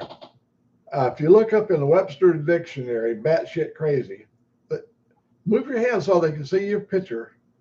No, out from under your face. There you go. Batshit crazy right there. You know why? That woman right there, that little nugget right there, she hops on the back of that Harley, and we go places. Tell them how fast we was running. Tell them how fast we was running on I-65 the other day. You remember when I did that to that guy? Right. We were going, what, over 100?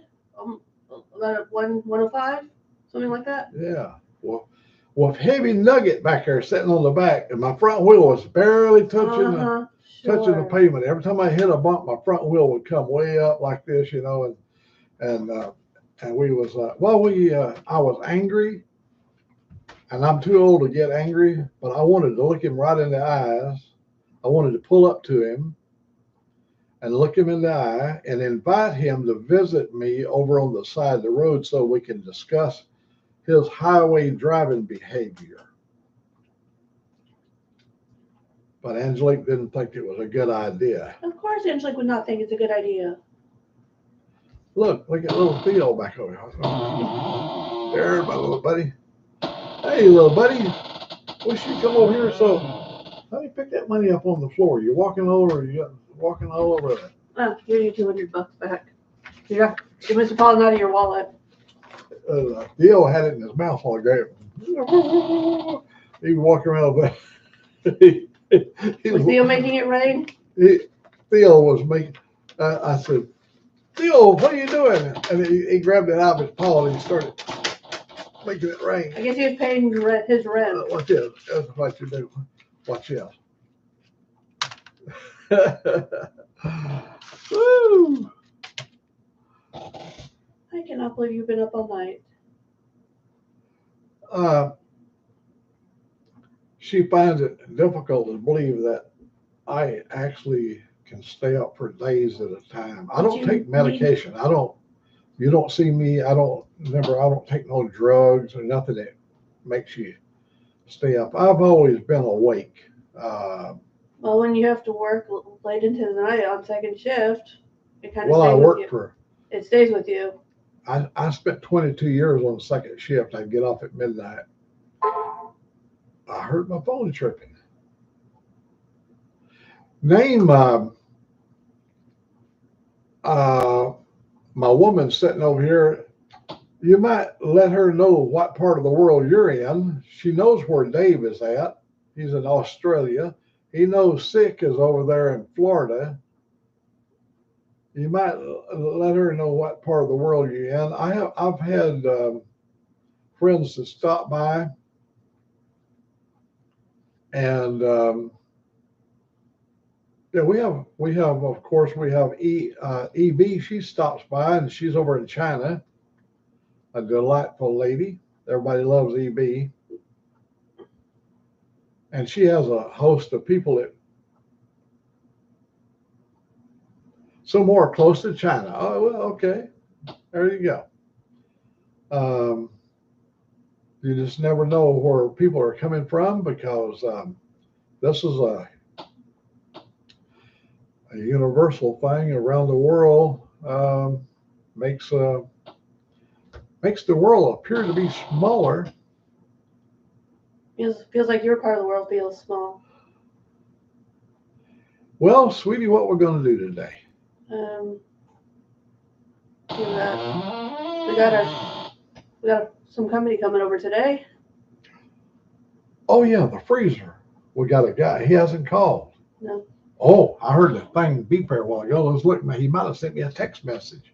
I've got a guy that's going to come and work on my freezer once again. And I heard the thing beep there a while ago, and I didn't even think about it. And she reminded me. See, she's good. She is batshit crazy, but she's I'm a crafty little thing. There's Dave. Say hello to Dave. Hi, Dave. She keeps me. I keep him perpetually young. Yeah, she does. Perpetually young, or just perpetually young. Oh, I demolded my Christmas ornaments last night. You did what? I demolded my Christmas ornaments last night, and they turned out perfect. She makes Christmas ornaments, and she makes all kinds of stuff, but she. No, we're not trying to put a sale on anybody. I was just talking about telling you. However, for $49.95 or $12.95 a month for 46 years, we can set you up with a payment plan that you can have one of her select items made in Arkadelphia, Alabama, by a wise old craftsman. She is so wise. I think therefore I am a good crafter. Well, we have to have each other. That's the only way I can function. And she takes care of me. Well, feelings mutual. You take care of me. You cook when I don't feel like it. Oh, we have to. You cooked lunch for me yesterday. Oh, tell them what I made you for lunch yesterday. I'll say it was rice and the beef tips, was it? They're beef tips, right? Yeah, beef tip, rice. And what did I put in it special to make it taste so good? Fajita seasoning from Williams Brothers General Store in Philadelphia, Mississippi. If that's not good business, the name of the company, I don't know what is. I took her to Philadelphia, Mississippi. Oh, don't get me started on that bacon. That was some of the best bacon I ever had. I took her to a place that's been making bacon since 1904. In this building, they've been selling bacon since 1904 in Philadelphia, Mississippi. What's the name of the place? What? Williams Brothers General Store, I think. Williams Brothers General Store in Philadelphia, Mississippi. We rode the Harley over, and we got over there, and first thing they greet you when you come through the door, there's these two men. There's 4 slicing machines, and them machines are going. And what they do is they cut the big thick bacon, and it's got the rind on it, and they slice right through the rind. And it's the hogs are raised down there in the Delta, right there behind the store, down on the river on the Mississippi, and they bring them up and they process them and cure them. Oh, Angelique, tell these fine folks, how good was that bacon from Philadelphia, Mississippi? I'm still thinking about it, how good it was. We need to make another trip down there and get some more. We are. And how stupid. We only bought 5 pounds, wasn't it? Or 10 pounds? 5. 5 pounds. But it didn't last long. Well, how stupid was that? We was right there. We should have got maybe 15 pounds, but it was a good price. It was a really good price too.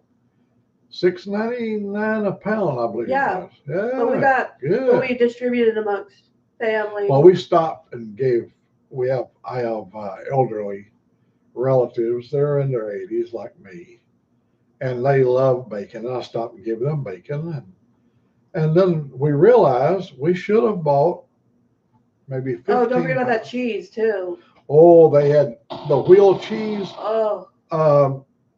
That was cheddar, right? Hoop cheese, I believe they call it. Cheddar, yeah. Sharp cheddar, 10 or 12-year-old cheddar cheese on a wheel.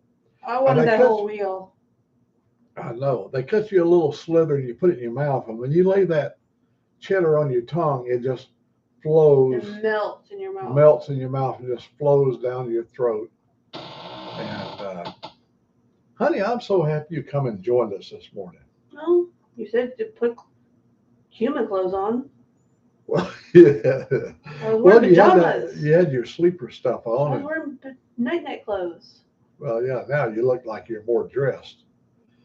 You notice that when I got my bath and everything, I got my shark bite. Or the shark bite. Yeah, I see the back. Yeah. See the shark in the back. Oh, you got it. Oh, what does it say on the back?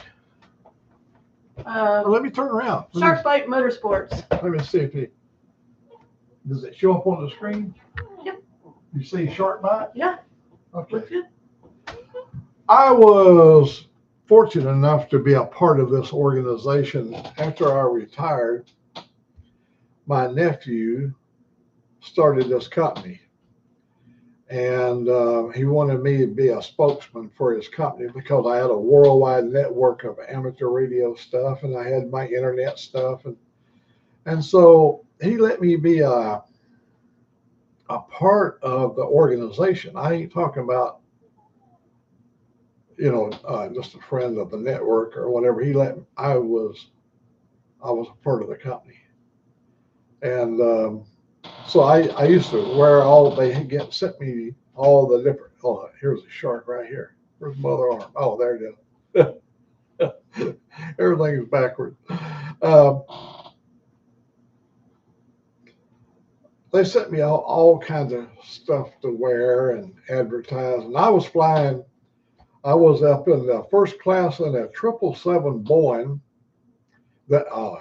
You talk about nice.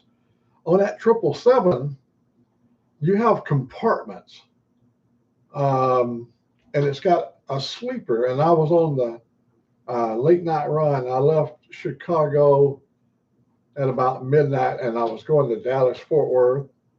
And so I was in the little sleeper. You got a TV down at the end of your feet, and the sleeper is designed kind of like a coffin. And you get inside, you go in and sit in, you open up the door, you go in and sit down. Is that like that weird pod? Yeah, it was a pod like thing. Like where you sleep, where you get in, you sleep in it. Like in those weird hotels where they have those weird pod beds, bedrooms. Yeah. So God, why would you want to stay in one of those? So I thought, well, let me see what it'd be like. And so you got here on the side of your arm, you got a control, and I put it in sleep mode. Now down at your feet, you got a 24 or a 32-inch screen down at the bottom down there, and it's retractable. It folds away, and when you turn the TV up, it comes up, and you can see it, and you can articulate your bed that you're in, so you can have the perfect viewing of that monitor, that TV. And they got all kinds of programs to choose from. And hey, Sick, say hello to Sick. Hi, Sick. Angelique hollered at you. I think your voice probably carries that far. I don't know. I don't know. But anyhow, I put it in a sleep mode.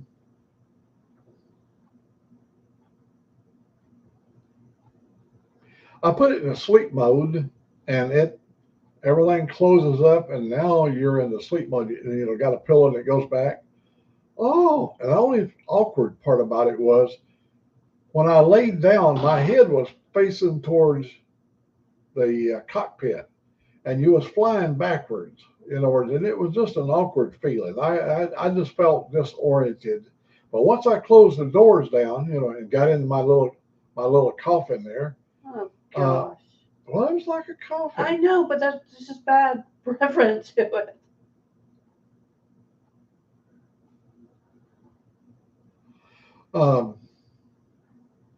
Anyhow, I got down to Dallas Fort Worth, and they put us on another plane at Dallas Fort Worth, and a tornado was on the ground over at Granbury, Texas, and they said, we're going to try to get off the ground.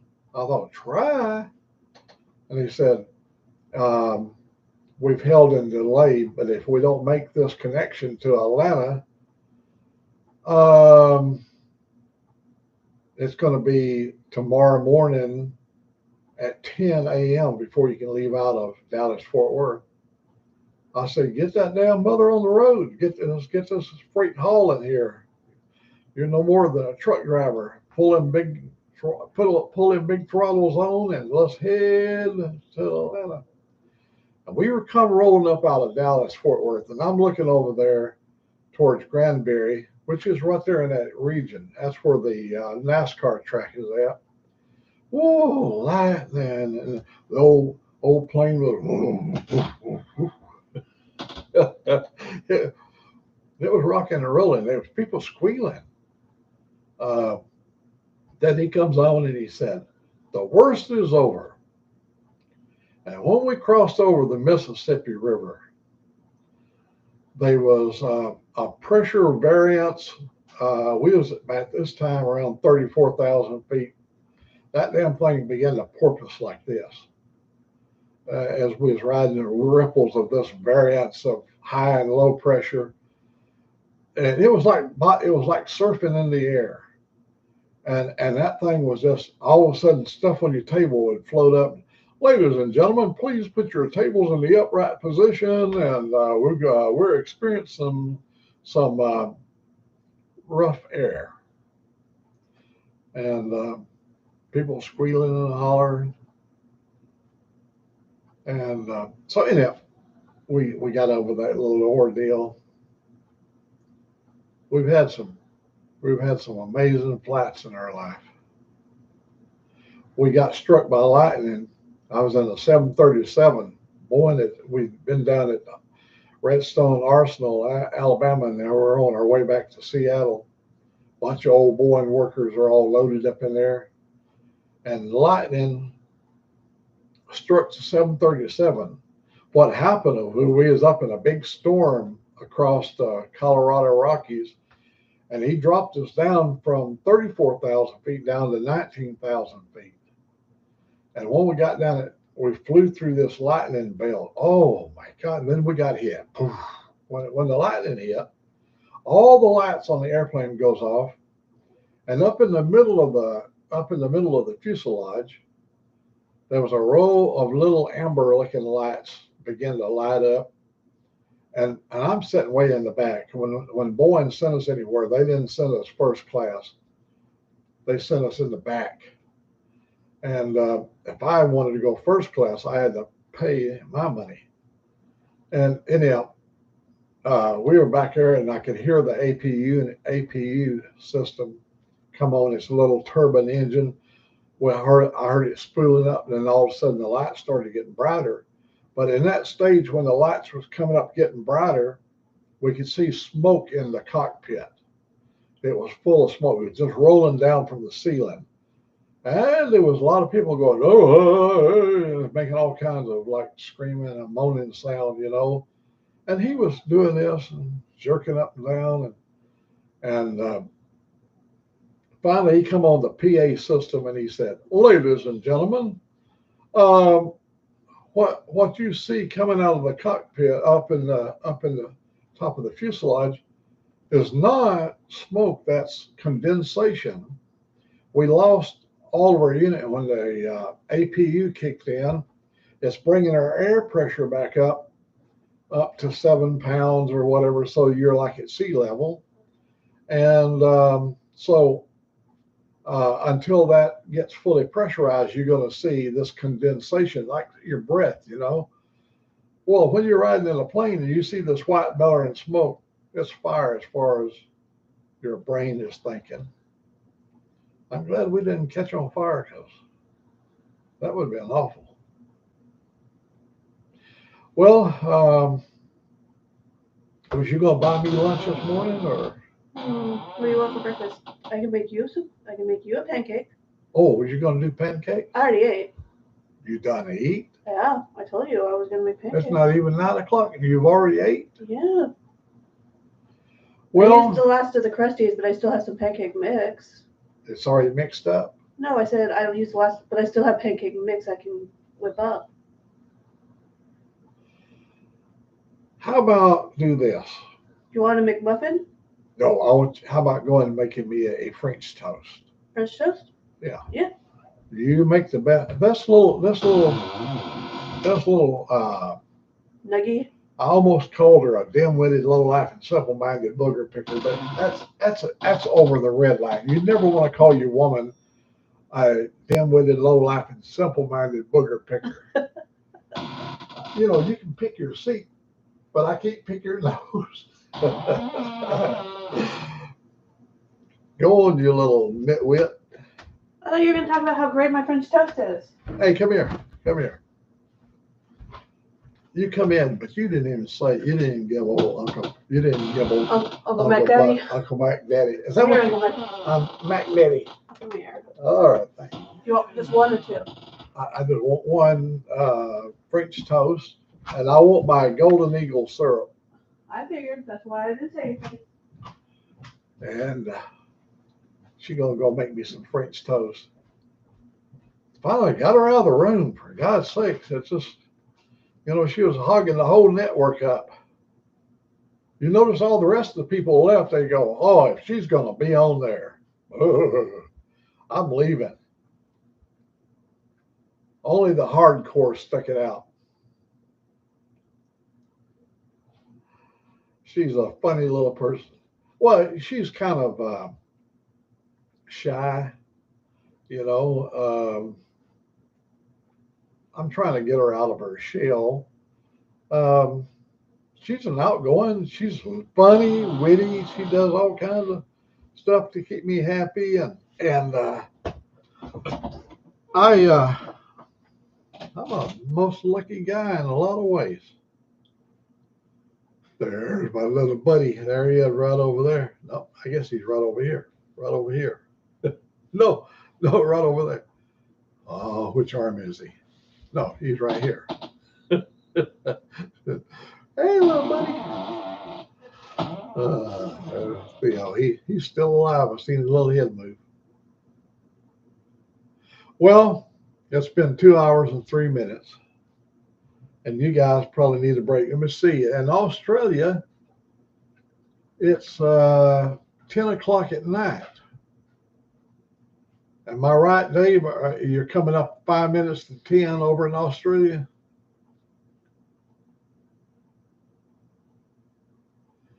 She is fun to be with. She's educated.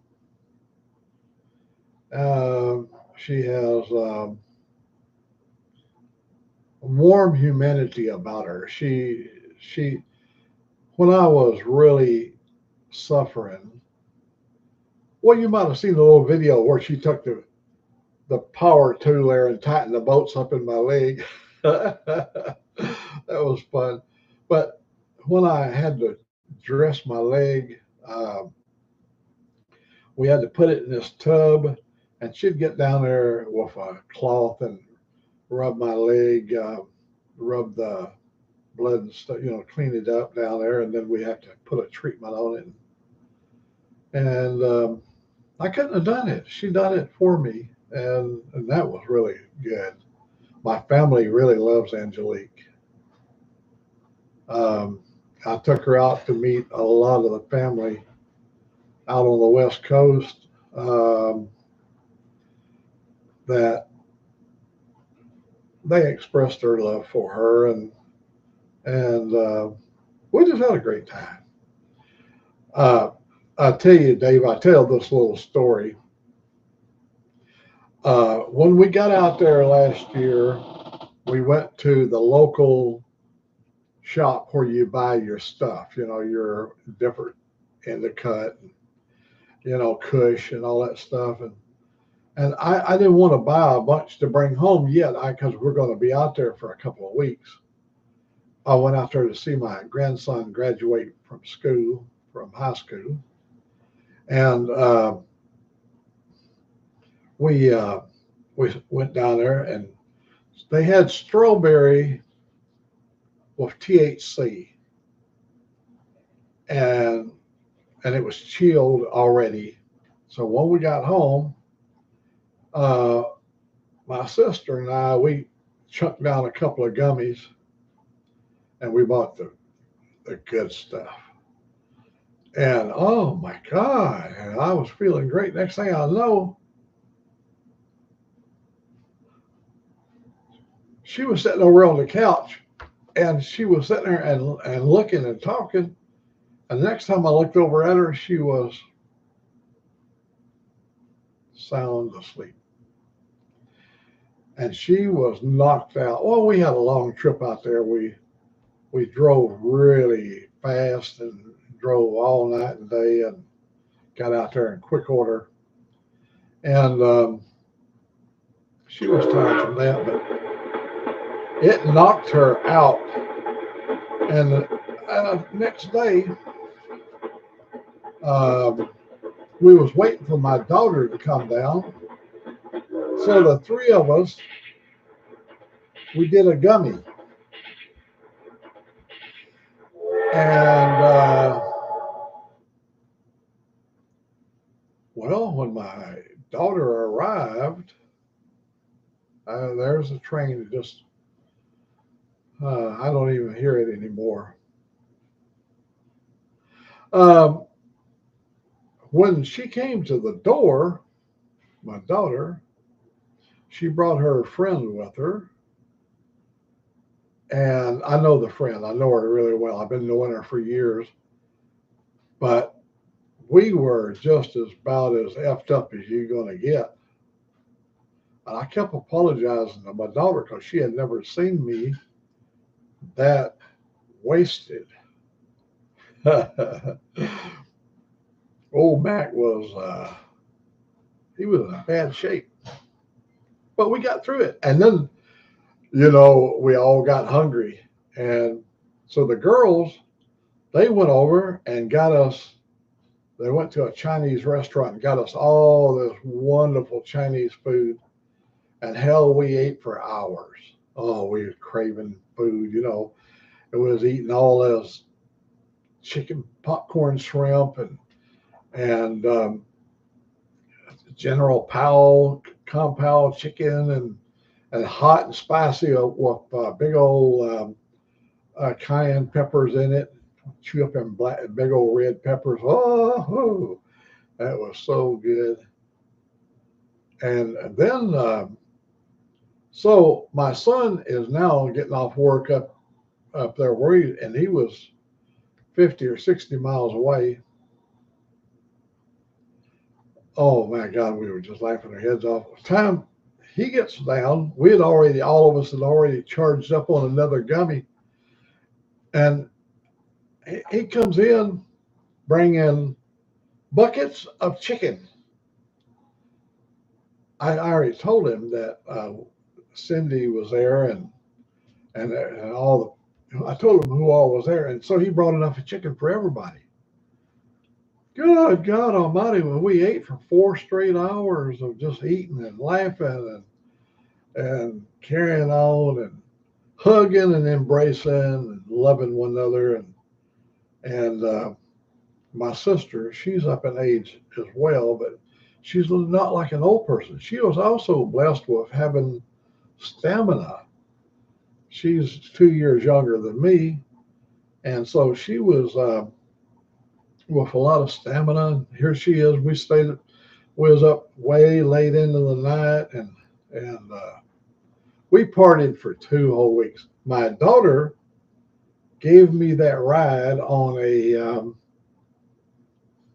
a very powerful 600 horsepower jet ski boat, 600 plus horsepower.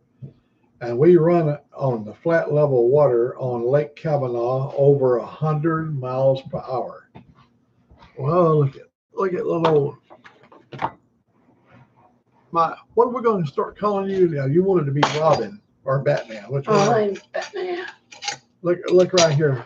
I'm gonna tip this up so people can see your French toast. French toast, yes. And let me do this. Oh, maybe I can do it where people can see me put this is Golden Eagle sopping syrup. Let me tip this. I know I'm a diabetic. This is going to kill me, but what the hell? What a good way of going. You know what I'm saying? Ray Greger, if you're watching, this is 1,000,000 calories right here. Sick, turn your head, buddy. I don't want you to see me committing suicide here. But that's your Golden Eagle sopping syrup made in Fayette, Alabama. This has got honey in it. It pours like molasses. And it pours like honey. Yeah, I'll let you get the squeeze bottle of honey. Oh no, there used to be a place called. Didn't they have the little thing, the little honeycomb There used to be a restaurant in Kent, Washington called HD Hotspur. Is that the one with the biscuits? Ray, look at this. I'm doing this for you, buddy, so you don't have to do it. You and Sick, y'all pull up a chair and watch me eat this French toast here of all this Golden Eagle sopping syrup. Everybody in the South, they know about Golden Eagle sopping syrup. And it'll be some fine. Here, you can take the little picture back with you. Thank you. I'll set this right over here. So y'all can smell the honey. Ray, I'm going to leave it in your good hands. Buddy, I'm fixing to give you, let me do this for you. Get ready, buddy, now. Get up close to the screen there because that's going to be like a sticky wicket. I think it's better than a sticky wicket. Hang on now. Here, I'm going to bring it right over to you, Ray. Get your little lips ready. Here, stick your tongue out just a little bit. Come on, help me out here now. There we go. Reach right up in here. There we go. There we go. There we go. Now, I spoon feed my friends. If Sick was here, I'd give him a big old digital bite of my French toast and Golden Eagle sopping syrup. And I'm going to suck it down some.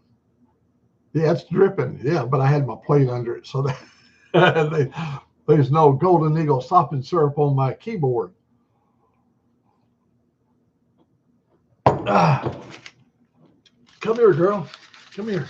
Keep it, buddy. You might need a little more. Come here, girl. I got some chump change for you. Hey. Go buy you a personality. I already got one. Don't be sticking your middle finger up. Those people can see it. That's rude. All right, how about this one? Oh, she said she was checking the air velocity. I'm number one. Oh. I'm number one. Number one. Vote for Pedro. Okay, you stole the show. Now go on out of here. Let us rest. God Almighty, Ray, I hope that everything works out so me and you can be together this weekend, and I'm looking forward to it. We're going to do some riding, and what I like to do is when we're riding, I'd like to kind of like go past you and then let you go past me and get some video. I got a chin mounted camera there and get some video. Oh, here's what you do, Ray. When it runs your sugar up, I'm a diabetic too. What you do is don't miss your medicine. Make sure to take your medicine, and it'll keep you from going into shock. My problem is, Ray, I'm on the opposite scale where you are. I get down really low, and so I usually stay below 180.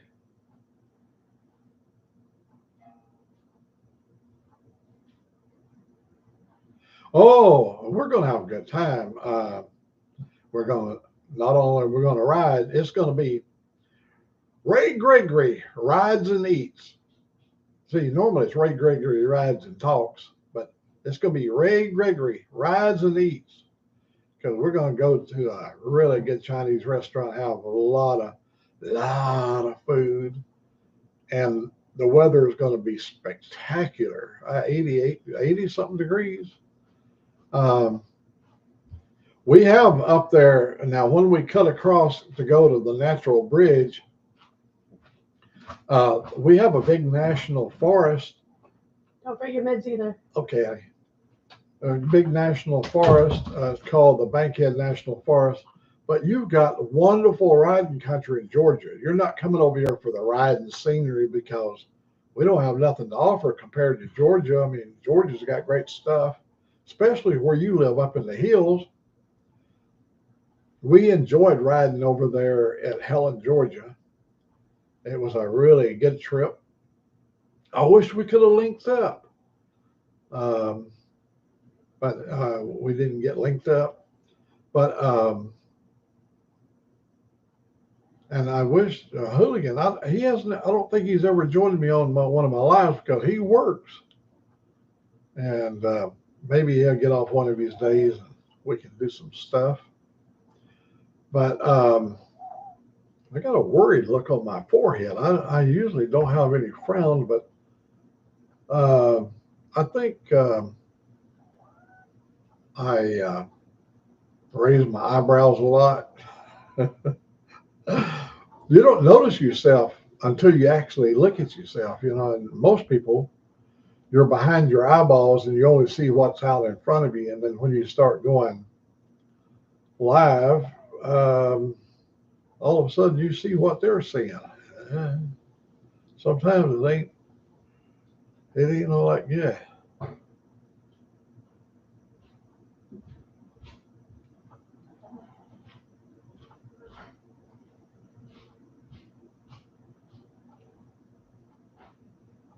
Well, we'll see how it turns out. I'm going to go riding this weekend. I hope Ray and whoever comes can join us. More the merrier. Makes it a lot of fun.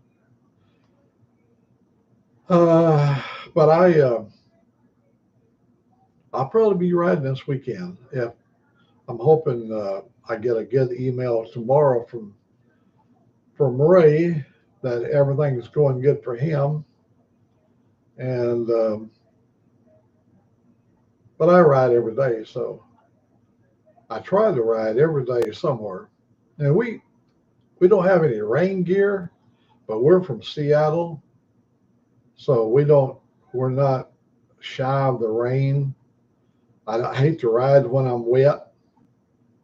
When we came home here a couple of weeks ago, I had to pour water out of my shoes, because your feet are right down there and all that stuff coming up off the road. My shoes were full of water. I had to wring my socks out. Hey guys, let me eat my French toast. I thank you very much. We've been at it for 2 hours, 19 minutes, and it's been an enjoyable time. Um, we'll have to do this again. Oh, Toga, I'm so grateful you was able to join us. Name, she's over there by China. She was able to join us today. Um, all you fine folks, I know right now Motorbomb Virginia is getting ready to head out, going to do his work stuff. And with that, we're going to say good morning. God bless you. Thank you for joining. I'm going to say Angelique and I because a lot of things I couldn't do without her. You know, she helps me a lot. And when she go up on the roof, I'm not kidding you. She can get up on the roof. I can't get up on the roof anymore. That's not a safe thing for me to do. But she also she'll climb a ladder. She'll put a tower up. She can do a lot of things. I'm really grateful. I'm happy that she loves you people too. She talks about you. And she goes over while she didn't want to disturb me. She'll go over there and she'll watch the channel. And she enjoys everyone. She knows all of you by name, and y'all all know her by now.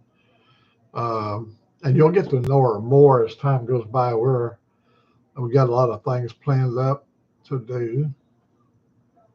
And with that, we'll say God bless. Have a beautiful rest of the day. Looking forward to the weekend. Bye-bye.